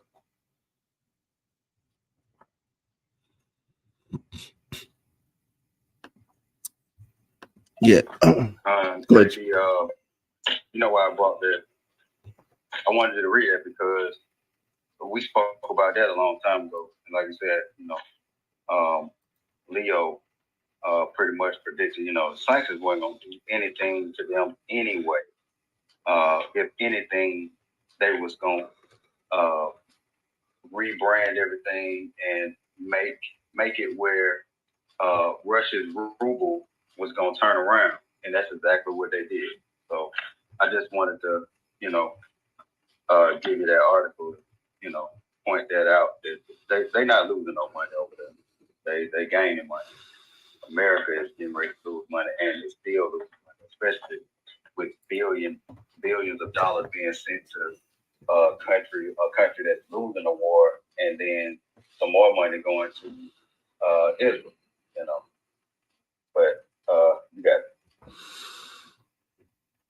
Yeah, Khan King. That was, that was a good article, man. Definitely, it goes to show you, you know, how Russia is benefiting from, everything that the United States is basically doing to try to basically weaken them. And this whole Ukraine war, they want to know, why is the U.S. running low on money? Why is the U.S. running low on ammunition? Because everything they're doing is failing, and thus it's still lining the pockets of Russia. Russia has benefited even more. Their economy is better than it was. They found a way of even all of the exports and companies that fled from Russia. They basically renamed all of them. Every nation is suffering in some sort of way. I'm not gonna say that they're doing the best, because Most High is bringing conflict and punishing all these nations in their own way. But the U.S. is definitely dealing, getting the worst of it, right? Everything that the Most High is doing on this earth right now, plagues and everything, he's dealing with these damn devils. But the United States is definitely gonna, eventually reap the worst. So this next article, um, uh, it says here, U.S. renews warning it will defend Philippines after incidents with China vessels in the South China Sea. It says the United States renewed its warning Monday that it will defend the Philippines in case of an armed attack under the 1951 treaty after Chinese ships blocked and collided with two Filipino vessels off the contested shoal in the South China Sea. It says Philippine diplomats summoned the Chinese embassy official in Manila on Monday for a strongly worded protest following Sunday's collision off Second Thomas Shoal. No injuries were reported, but the encounters damaged a Philippine Coast Guard ship and a wooden-hulled supply boat operated by naval personnel. President for Ferd, it's like a Ferdinand Marcos Jr. called an emergency meeting with the defense secretary and other top military and security officials to discuss the latest hostilities in the disputed waters. The Philippines and other neighbors of China have resisted Beijing's sweeping territorial claims over virtually the entire South China Sea. And some, like Manila, have sought U.S. military support as incidents multiply. It says after the meeting, Defense Secretary Gil, uh, Gilberto Tordoro or Tidoro blasted China in its news conference for resorting to brute force that he said endangered Filipino crew members and for twisting the facts to conceal its aggression. The Philippine government views the latest aggression by China as a blatant violation of international law. China has no legal right or authority to conduct law enforcement operations in our territorial waters and in our exclusive economic zone. Marcos ordered an investigation of the high sea collisions, but he refused to disclose what steps the Philippine government would take. Yeah, like what they're gonna do. Like seriously. Um, we are taking these incidents seriously at the highest level of government. He said, adding that the government called for a news conference to provide accurate facts. The Chinese government is deliberately obfuscating the truth, the defense chief said. The Philippines also plans to raise its alarm over the Chinese ships, dangerous maneuvers in its talks between China and Association of the Southeast Asian Nations on a proposed non-aggression pact, a code of conduct to prevent a major armed conflict in the South China Sea. Beijing is hosting the 3-day negotiations starting Monday. Two Philippine officials told the Associated Press on condition of anonymity because of the lack of authority to publicly discuss details of the talks. So it says, let me see here. This is another lengthy article. It says Teodoro said it was very ironic that China was hosting the talks that aim to prevent major conflicts at sea when they just committed a blatant disregard of international law. The territorial conflict involving China, Philippines, Vietnam, Malaysia, Taiwan, and Brunei have long been regarded as a flashpoint in the delicate fault line in the U.S.-China rivalry. About 5 Chinese Coast Guard ships, 8 occupying vessels, and 2 Navy ships formed a blockade on Sunday to prevent 2 Philippine Coast Guards ships and 2 boats from delivering food and other supplies to Filipino forces stationed at Second Thomas Shoal aboard a Maroon Navy ship. Philippine Coast Guard Commodore J. Tariella said during the standoff, one of the Philippine Coast Guard ships and a supply boat were separately hit by a Chinese Coast Guard ship and a vessel. Only one of the 2 Filipino boats managed to deliver supplies to the Philippine forces. The senior Chinese diplomat who was summoned by the Philippine foreign officials repeated China's assertion that Filipino vessels intruded in Chinese territory. Right. So, yeah, I'm in the article there, but as y'all can see, things are getting, very critical, right? As it deals with, China, Japan, especially Taiwan, and you think of what's the common enemy, right? You think of all of these between Moab and Ammon. Who is the contributing factor to the hostilities between, these nations, North Korea, South Korea? It's the United States, right? And these nations, right, outside of North Korea, outside of, China, right? It's a few others that I can't name at the moment, but um, they look at being, of course, you know, bombed and war ridden by the United States, right? Basically bullied into submission.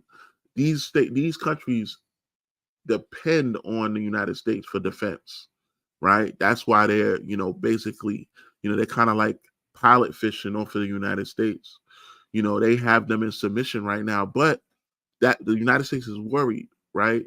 That's why that report came out that they don't trust these Asian nations because they know that at some point these Asian nations are going to return back to their own people, right? It's going to be a point where the United States has shown, and it probably is through the Taiwan, if they was, when, not saying if, but when they invade Taiwan, that it's going to show the United States up for who they are, being weakened and not able to defend.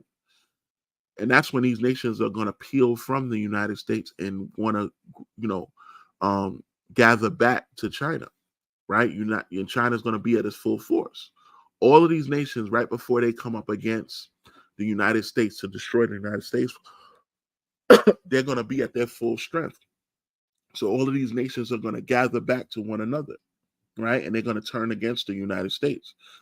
Japan is definitely a dark horse, right? Because, them wanting these, to re-strengthen themselves after what was done to them, they will never forget what the United States making that example, right? And as the elder brought out that Isaiah 14, they're gonna say, is this the man that made the earth tremble? Is this the man that, that brought down the lightning from the sky, right? With his nuclear fire in Revelations, right? That he made this example to the world. they're gonna say this, and that's what's gonna empower these nations to peel away from the United States and thus form up. So definitely good article for the brother GK that he brought out. But that I yield. Brothers got anything they want to add before we wrap up? Feel free.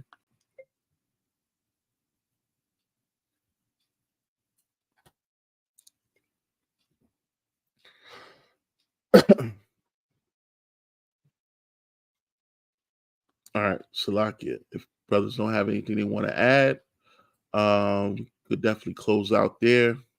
As always, we want to give all honor and glory to Yahweh, Ba'ashem Mashiach wa Malaki Awashai. Definitely a time for us to stay vigilant and look out for one another. It's more important than ever. I know I say that daily, and it sounds kind of like cliche, so to speak. But the things that we're seeing is so much folly going on, and such a time for our people to be kind of lost in the sources. Everything that's happening throughout the world and the earth. I see a lot of us. It was brothers that was out at camp, I believe in DC, and they posted it was our people was you know folly in folly in the streets, right, dancing around, celebrating, dancing on buses, and this is right after the brothers left camp, and yeah, they was brothers at Sakari, they was down there, and right after they left camp, people was out there just engaged in foolery, and this is what's when you think of that war is about to come to our to the streets. It's already facing a war in the streets, but the physical world war, right? Other invading nations are about to launch attacks at this place. Things are going to get crazy, and a lot of our people is going to die in their folly. So this is a time more than ever, man. As we move in these months, it gets colder. A lot of fire is gonna come to this place. You got something you want to say, Elder, before we close out? Yeah, King Man. Speaking of the camps, I got word from Chicago brothers, WFI and HOI, that these guys, the Palestinians out there, had threatened them to shoot them. So this is what's happening now. It's going to be taken over here because people are very emotional. Of course, we ain't in agreement with the Palestinians. We ain't in agreement with Israel. So now we're going to clash emotionally on the streets with these guys. First time I seen it, I'm from New York. You don't see too much like that. I seen a big ass Palestinian trucks come through Houston. I was like, damn, like 2 trucks. It's gonna be taken to the streets now, and because of what we stand for, we may get caught up in the controversy because everything is so emotional now with that war. Yeah, that's right, Elder. And yeah, right before you had came on, King, we had talked about over in Houston. It was this guy that was they got up on charges, TikToker, that he was posing with guns, so-called planning an attack. At least that's what they say. But it's going to get crazy out there in the streets. So definitely pray for our people, the brothers that go out as well. Definitely pray for them, their families. Be vigilant. Where you go, who you align yourself with. If you don't gotta go there, don't go there. Especially you don't send your loved ones there. So it's definitely a time to gird ourselves up and use discernment. So with that, again, giving all honor and glory to Yahweh by Shema Mashiach wa Malaki Awashai. Pray that you have a beautiful rest of your day. Stay safe, stay vigilant, look out for one another. Shalom. Shalom.